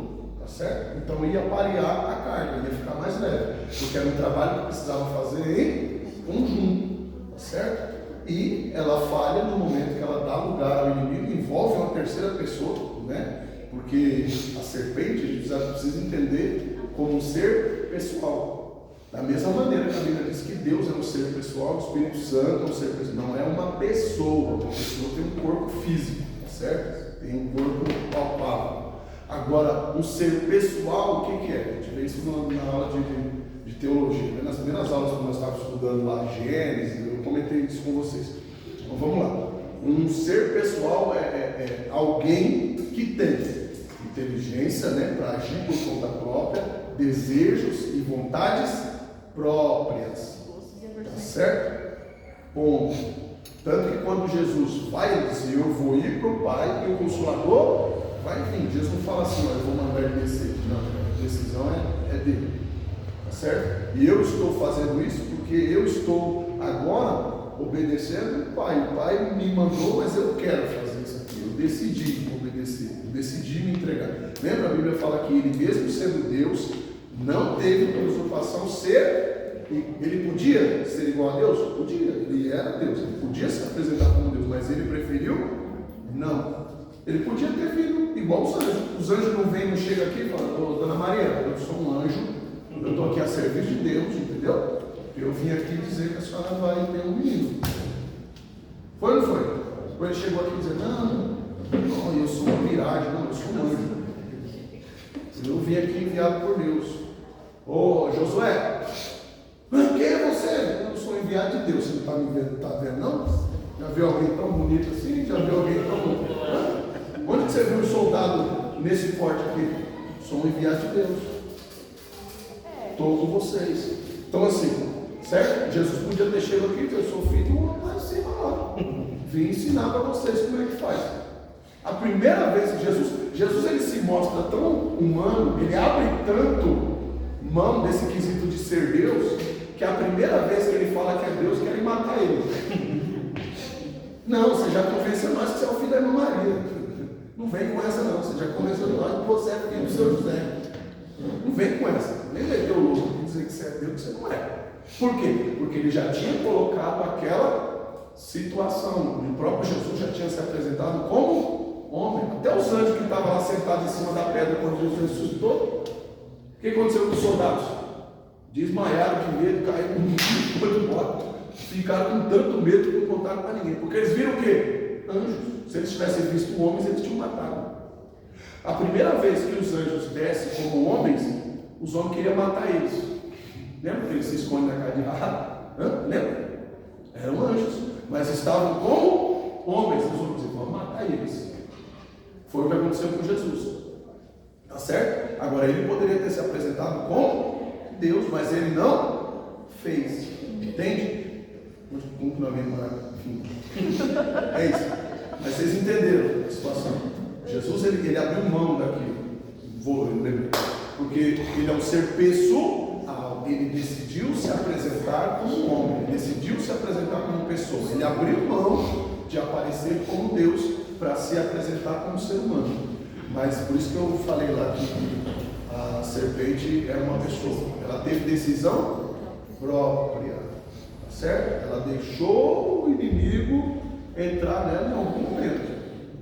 Tá certo? Quem sabe ela não olhou e não disse, né? Não pensou ser algo a mais do que Deus criou ela para ser. Porque do mesmo jeito que Deus fez o rei virar, né, um animal, bicho. Quem sabe, né? A serpente não olhou, você não podia ser mais do que isso. Pastor, Uma tripa por perto. isso não torna a culpa de Adão maior do que a de Eva? Por quê? Porque a Bíblia diz que só quando Adão come o fruto, os olhos de ambos se abriram. Adão sabia que não poderia comer o Não, fruto. entendi. Vamos, são duas perguntas. A pergunta dela foi uma. O que você está falando é outra coisa. A pergunta dela foi que Adão tinha pecado, né? Por causa que o pecado de Eva foi por causa de Adão, de algo que já estava nele. Respondi que não.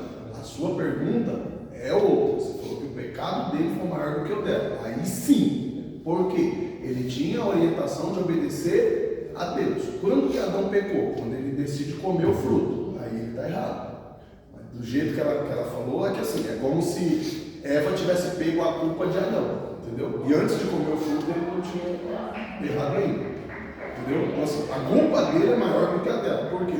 A responsabilidade do jardim era dele, a responsabilidade de cuidar de Eva também era dele, e quem tinha recebido a orientação de Deus não foi Eva, foi ele. Então, o pecado dele é lógico que, como responsável de toda a situação, o pecado dele é maior. Beleza? Então, é que assim, são duas perguntas diferentes. Ele poderia também ser uma espécie de Cristo. Vendo que a mulher errou, eu vou redimir ela.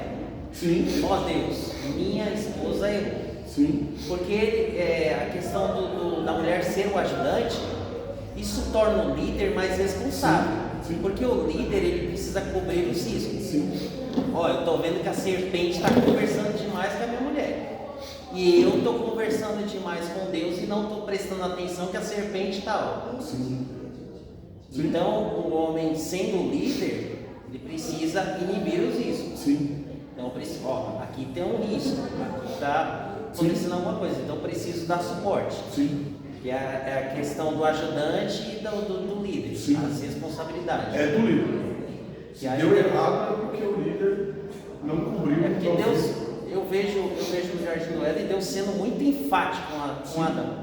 Sim, a responsabilidade era dele, né? Deus tinha levantado ele para isso, né? Deus tinha colocado toda a liderança do Éden, toda a gestão do Éden, vamos colocar assim, toda a gestão do Éden era a responsabilidade de Adão, mas o erro dela não foi culpa dele, porque ela decidiu pecar. Ela come o fruto primeiro, eles não comeram junto, ela come o fruto e depois ela leva o fruto para ele comer, né? A Bíblia é bem enfática nisso, né? Ela tende a pecar, ela pega a culpa, e quando que ele erra? Quando ele pega também. Se ele não tivesse comido, ele não teria pecado. Ele não teria pecado. Ele tinha a condição de remir ela, orar por ela, né? E quem sabe até interceder por ela diante de Deus. Só que aí a gente anula, né, a vinda de Cristo. Se Adão reme Eva, não precisaria de Jesus aparecer depois. Não teria pecado, não teria, ia morrer ali. Ia morrer ali, a gente ia continuar no jardim, não teríamos saído. Cristo não precisaria ter morrido, continuaríamos numa situação de perfeição, né? Então entendo que quando Deus enxerga uma possibilidade, né? Eu vou aumentar isso, eu vou multiplicar o Adão, eu vou multiplicar a Eva e eu vou confundir toda essa situação, né? Entendo que Deus já vislumbra lá na frente a questão de tudo aqui. Amém? Amém. Vamos lá. Isso aí. Depois eu pergunto. Vamos lá. Senão a gente sai daqui do 666, né? A gente já foi lá pro jardim e não saiu mais. Depois de vocês. Vamos lá. A perseguição. Os servos de Deus que não aceitam essas marcas, ou seja, não aceitam essas seduções, já são perseguidos e sofrem retaliação. Sim ou não? Sim. No trabalho, na vizinhança, no meio da família. Mas isso ainda não é nada comparado ao desejo de destruição que o inimigo tem para com a nossa vida.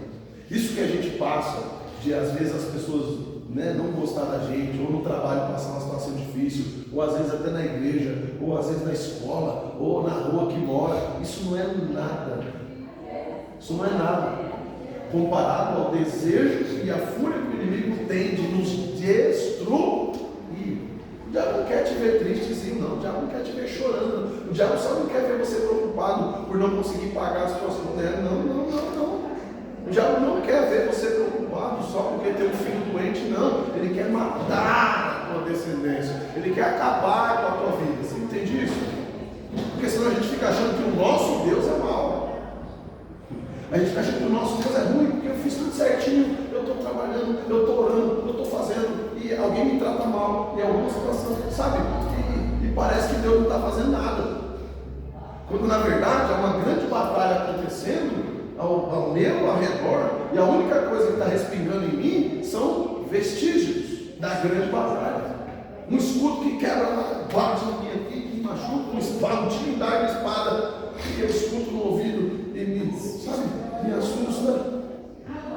São pequenos, fagulhas, são pequenas fragmentações da grande guerra que está acontecendo ao nosso redor. E a gente se desespera, porque parece que Deus não está fazendo nada. Porque meu filho está doente, porque a esposa está assim, porque o esposo está assim, porque o meu trabalho, eu não sei mais o que eu faço, porque, e parece que Deus não está nem aí, quando na verdade Ele está segurando a grande bronca, a grande guerra, a grande situação, os problemas de verdade, Deus está filtrando para que eles não cheguem em mim. Os anjos estão guerreando e batalhando ao meu favor. O que chega em mim são pequenos vestígios da retaliação de verdade que acontece quando o inimigo se levanta contra nós. Você entende isso? Salmo 124 fala o quê? Vamos ler. Salmo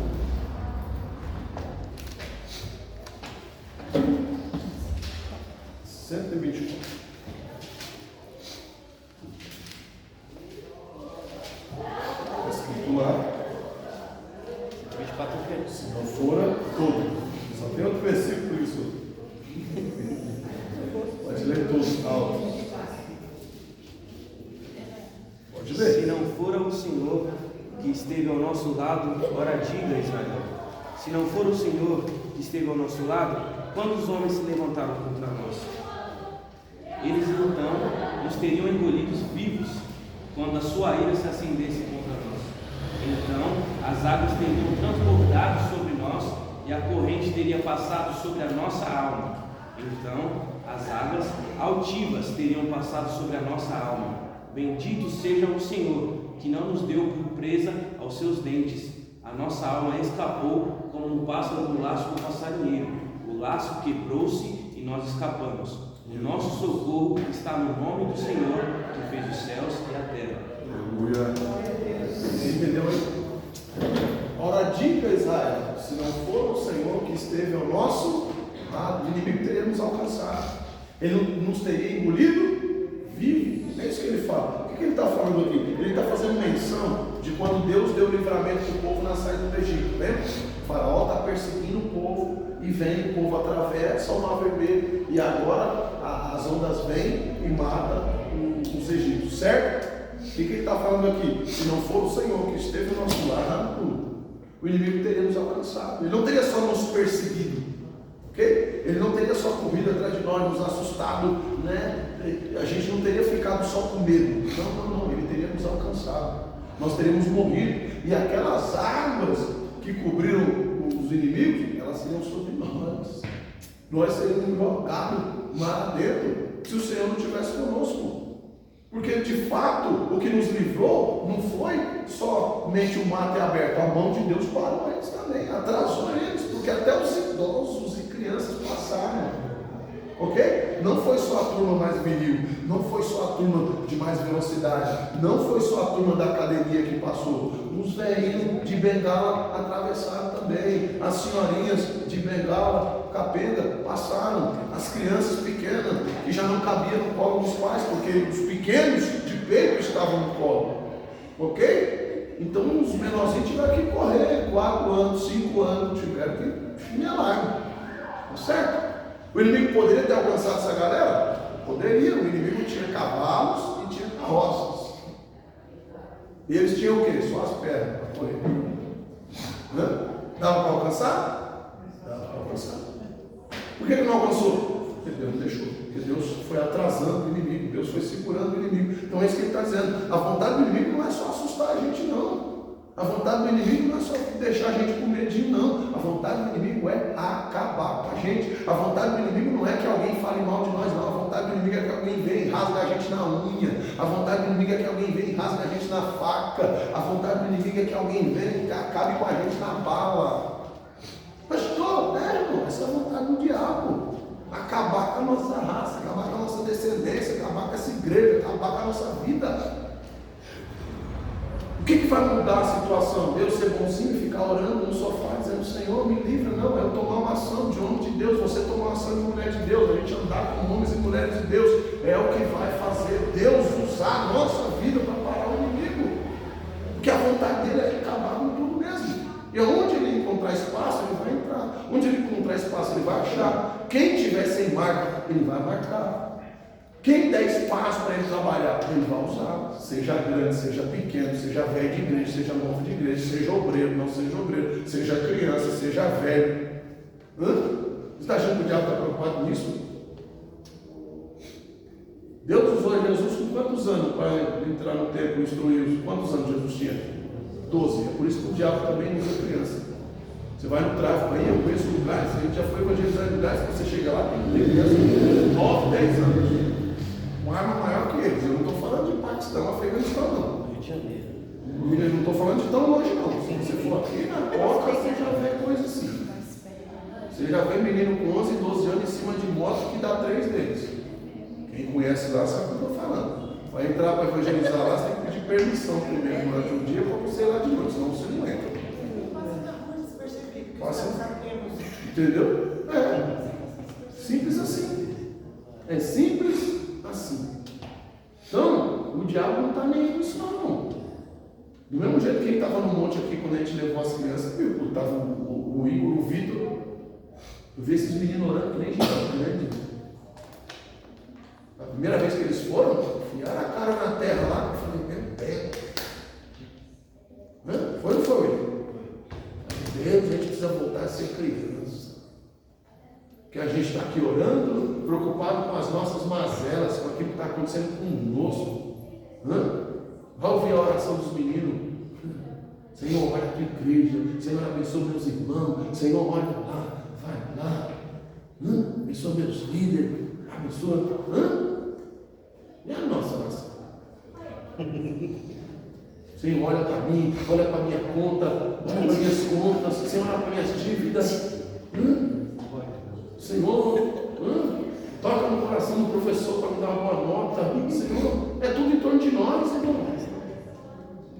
Estou mentindo? Não estou mentindo, não. Então, a gente tem até vergonha de orar alto para o irmão não escutar a nossa oração. Por quê? O que a gente está orando? Que alguém outro pode ouvir? O que a gente está falando? O irmão do lado não pode escutar? Porque se a minha oração é de edificação, se a minha oração é para abençoar a igreja, se a minha oração é para abençoar os meus irmãos, por que ninguém pode ouvir a minha oração? Eu já fiquei vergonha. Será mesmo essa vergonha? Ou a minha oração é sem vergonha? Tem diferença de ter vergonha e da minha oração ser uma oração sem vergonha. Ser uma oração que eu sei que Deus não vai atender, eu sei que Deus não vai fazer, porque tem gente que ora, mesmo sabendo que está orando fora da vontade de Deus, ora. Sabe que Deus não vai atender a oração, mas perde tempo ali de joelho orando por algo que sabe que Deus não vai atender. Sabe que Deus não vai fazer.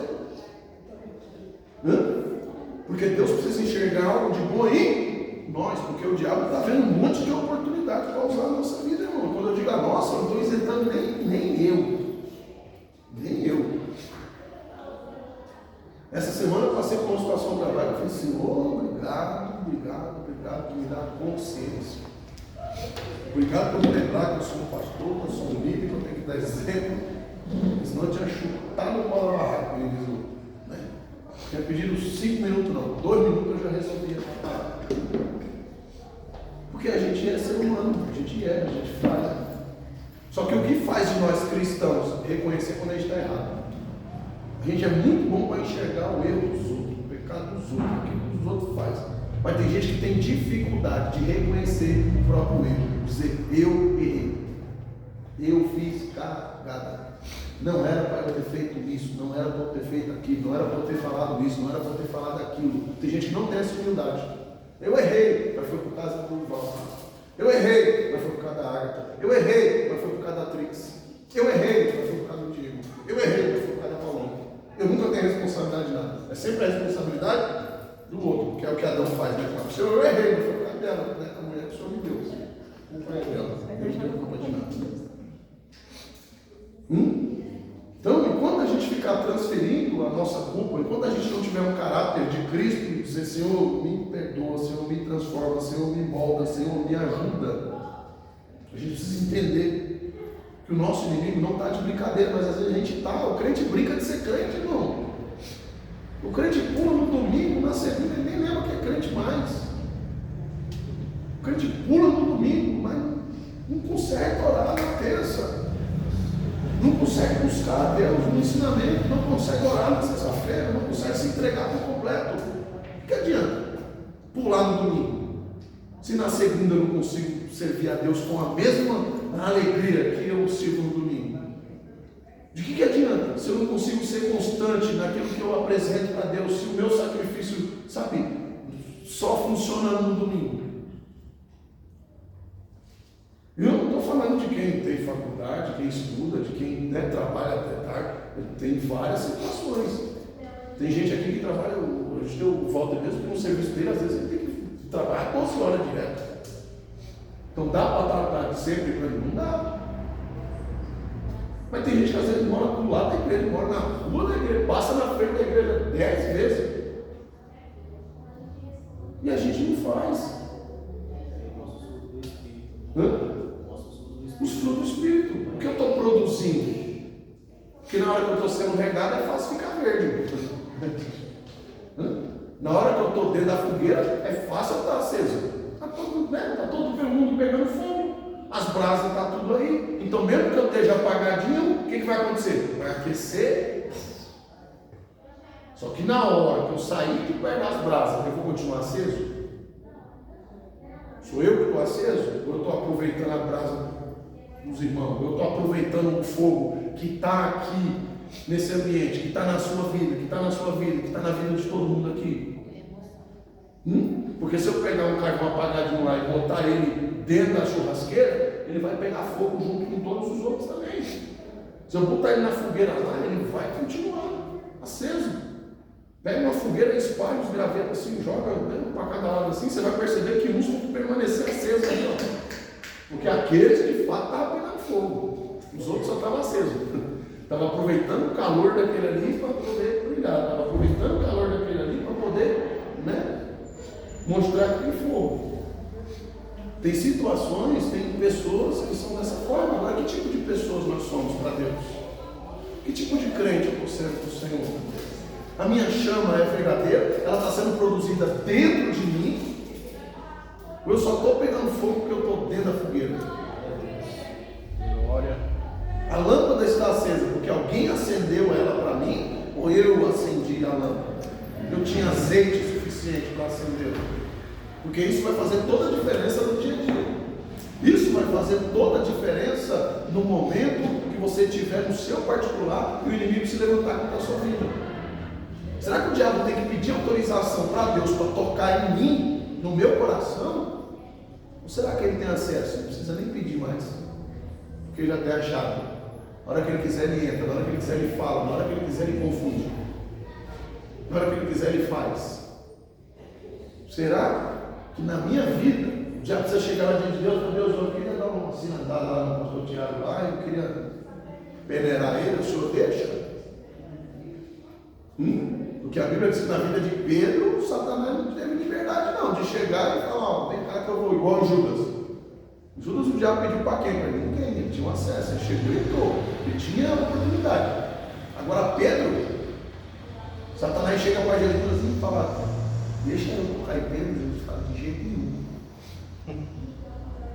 Eu quero sondar o coração de Pedro, deixa eu dar uma olhadinha se Pedro é realmente discípulo ou se ele está mais para Judas do que para... Porque de repente, em vez de usar Judas, eu uso Pedro, quem sabe, ele é mais emocional, é mais explosivo. Eu queria usar Pedro para esse propósito aí. Deixa Jesus. Jesus falou o quê? Não. Aí quando Pedro diz, Jesus, mas eu te amo, mas eu morro por ti, Jesus, porque eu sou o Senhor, pode contar comigo, eu sou pau para toda obra.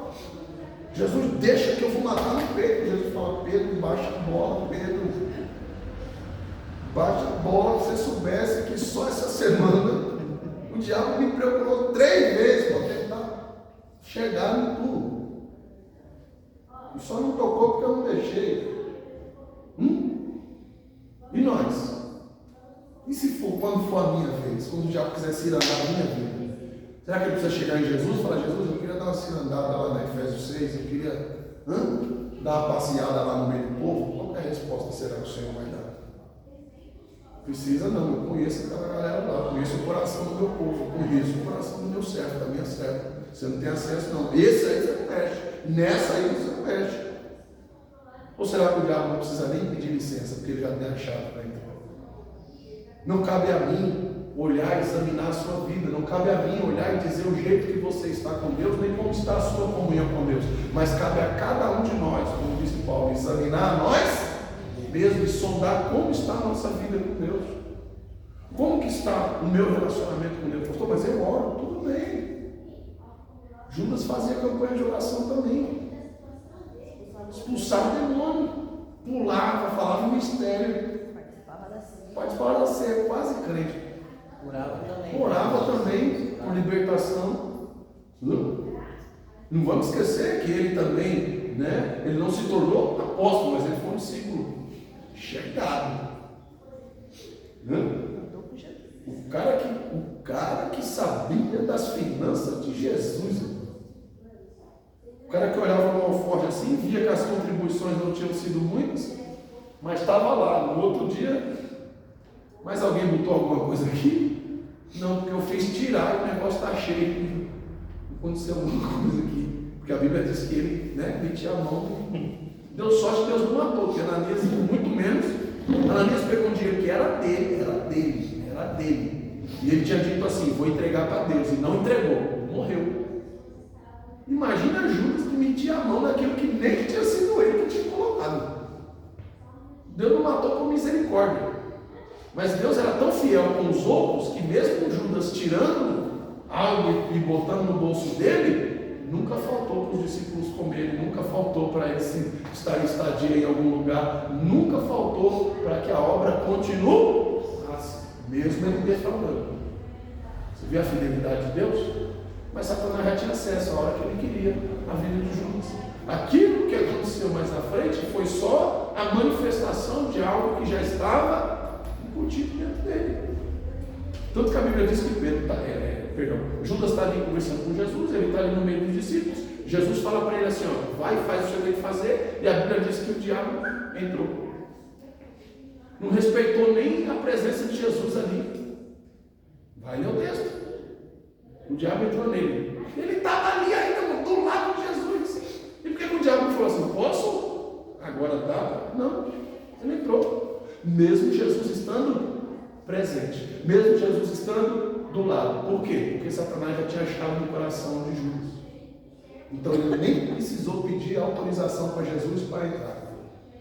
Mesmo Jesus estando no meio, mesmo Jesus estando presente, leva-se em consideração a minha vida com Deus, a minha vida com os meus irmãos, a minha vida com a igreja, a minha vida na família, a minha vida quando não tem ninguém perto de mim, leva-se em consideração.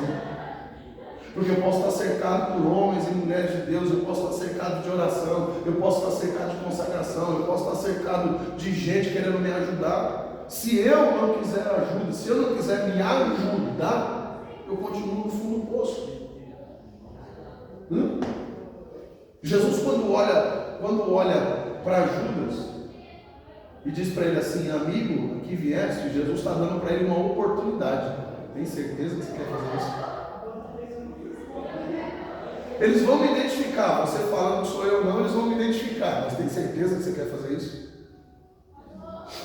Amigo, aqui vieste, estava te esperando.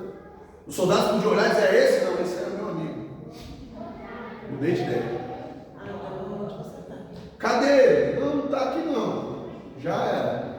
Tinha se livrado da culpa. Os soldados iriam identificar Jesus porque eles precisavam. A profecia já tinha se cumprido. Alguém dos próximos tinha tentado trair ele. A profecia já estava cumprida. Ok? Ele não precisava ter ido até o final. Mas ele vai. Porque ele decidiu ir até o fim. Então ele teve todas as oportunidades de mudar a situação. Ele teve todas as oportunidades de não chegar Davi de fato até o final e trair a Jesus de fato, entregando ele para os romanos. Mas ele decidiu fazer. E a Bíblia vai dizer que quando ele vai e faz, aí o diabo saiu dele. Não tenho culpa de nada, vocês viram, a boca foi ele, quem falou foi ele, eu não tenho nada a ver com isso, só acompanhei pelo caminho que eu precisava de um cavalo para chegar aqui. Quando foi? Então a Bíblia mostra o momento que o diabo entra e mostra a hora que o diabo sai. E mesmo depois que o diabo saiu, ele não olha para trás e diz: Senhor, me perdoa. Ele não faz isso. Ele não volta e abraça Jesus e fala: Senhor, porque na hora daquela coisa toda ali, porque os soldados não pegam Jesus de vez. Não, Pedro ainda corta a orelha do soldado. E como que a gente fica quando acontece uma coisa dessa? Até os soldados romanos: não, vamos ajudar aqui o soldado. Jesus está livre, irmão, Jesus está livre. Quem cola a orelha do soldado? Jesus. Então Jesus não estava amarrado ainda, certo? Jesus não estava preso ainda, dava tempo dele ter abraçado Jesus, depois que o diabo saiu dele. Mas ele não quis retroceder, ele não quis buscar o perdão de Jesus, ele não quis reconhecer o seu erro, ele foi adiante. Por isso que mais na frente, depois, ele acaba se matando, porque aí a culpa toma conta dele. Eu podia ter me arrependido, eu podia ter voltado atrás, eu não precisava ter ido até o fim, eu podia ter me convertido, eu podia ter me perdoado, eu podia ter pedido perdão, eu podia ter abraçado os meus irmãos, eu podia ter continuado com eles, eu podia ter tentado ajudar Jesus, eu podia ter tentado fazer alguma coisa. E essa agonia toda, porque a Bíblia não fala que o diabo vai lá e faz ele se enforcar. Não, o diabo tinha saído, lembra? O diabo foi embora. Outra decisão dele, por consequência das ações que ele vinha tomando. E aí vamos entender no ambiente que Jesus está presente. E às vezes a gente pensa que está isento de alguma coisa porque está dentro da igreja, que está dentro de um grupo, porque está cantando, está pregando, está fazendo. E o fazer não nos isenta das responsabilidades dos nossos compromissos com Deus. E o fazer não impede o inimigo de usar a minha vida se eu não estou com a vida literalmente no altar. Porque às vezes o meu corpo está no altar. Às vezes a minha vida está no altar, mas eu às vezes não sou o altar. E o altar que o Senhor quer não é aquele ali, o altar que o Senhor quer é esse aqui. Meu Deus. O altar que o Senhor quer não é aquele, o altar que o Senhor quer é esse. A igreja que o Senhor quer não é essas 4 paredes, é essa aqui, é essa aí. Não é essa união aqui junto, é essa igreja que o Senhor quer. Essas 4 paredes, o Senhor está pouco se lixando. Porque a hora que aqui não der mais, a hora que o dono chegar e falar: eu quero esse espaço, Deus vai movimentar a gente para outro lugar. A igreja é móvel, a igreja se movimenta, a igreja se translada por onde o Senhor quer que ela ande. Você entende isso? Então sai do teu comodismo, sai da tua paralisia espiritual, deixa Deus te movimentar, deixa Deus te mover, deixa o Senhor te usar. Porque se você não for um vaso cheio de azeite, se você não for um vaso cheio de Deus, você vai ser um vaso vazio que o diabo vai querer usar a sua vida.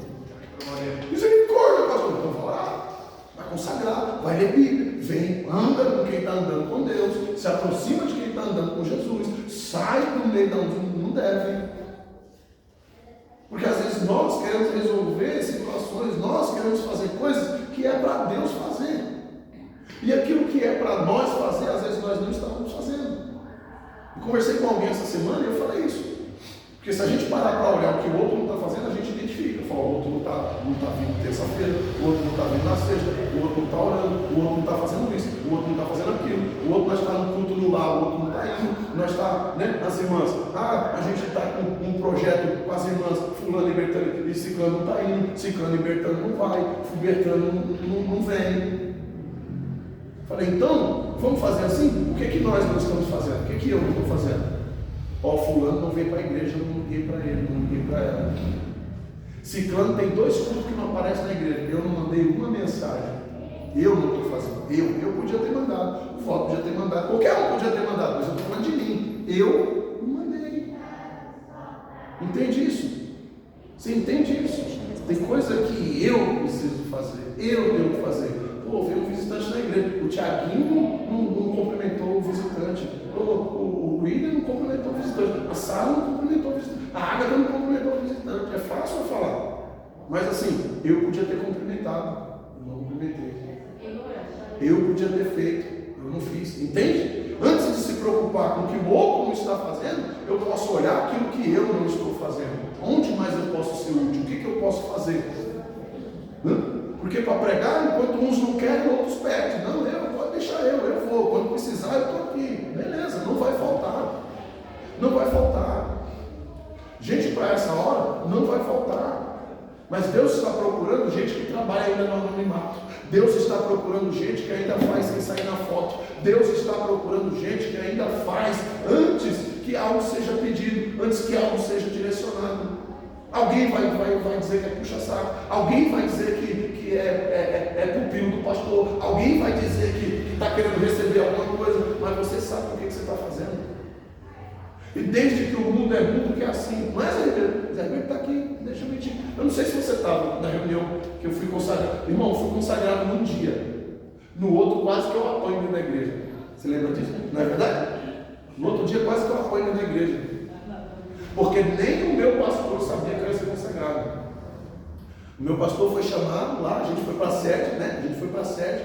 E aí chegando lá e tal, e eu vi uma movimentação ali entre o pastor para poder direcionar algumas pessoas para ser consagrado na festa e tal, e todos os pastores apresentaram gente, eles chamaram o meu pastor, e eu vi na hora que ele falou, fez com o pastor presidente, assim, tipo, né, não tem ninguém, né, assim, e tal.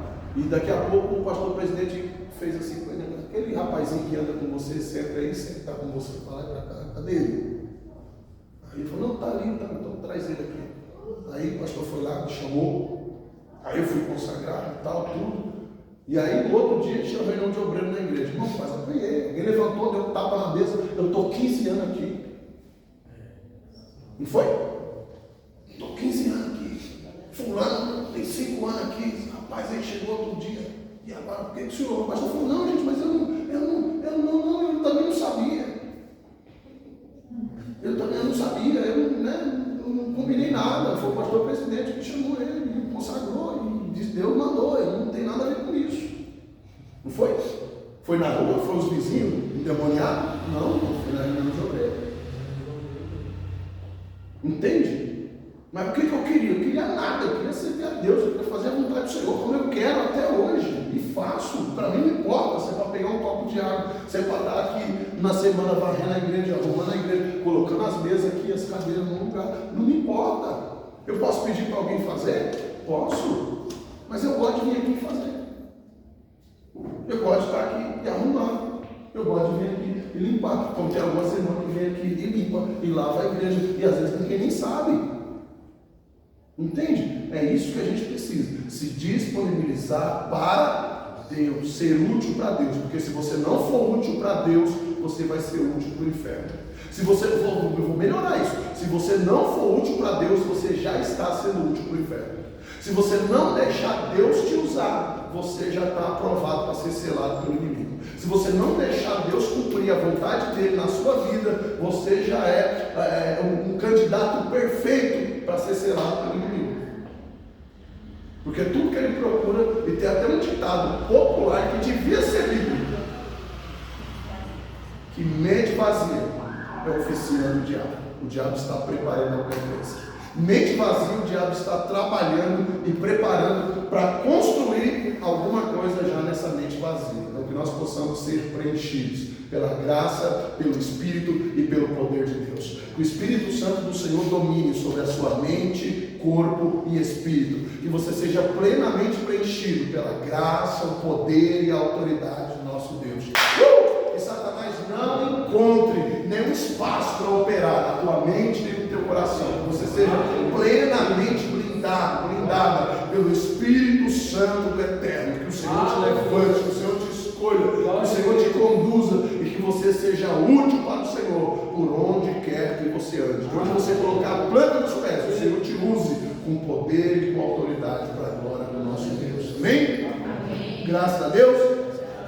Eita, agora foi embora. Bem, então, é isso. Depois a gente continua, mas só para a gente entender, né, irmão, que o selo do inimigo é muito mais do que um chip.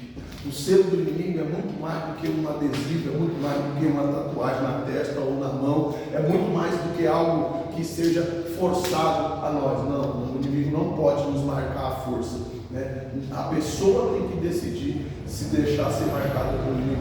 Então que a nossa decisão seja de servir a Deus, de ser útil para Deus e de fazer a vontade de Deus. Amém? Amém. Graças a Deus. Glória a Deus. Vamos orar, cura essa cabeça.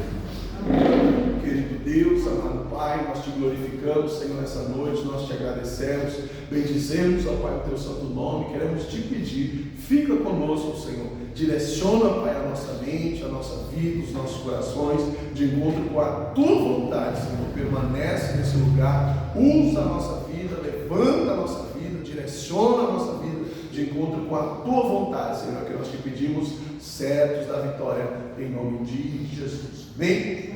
Amém. Quero pedir aqui para o vereador Walter, amém? Dá uma bênção. Amém. Irmãos, que a graça de Deus, A graça de Deus, a comunhão, a comunhão do Espírito Santo, do Espírito Santo está sobre nós, está sobre nós.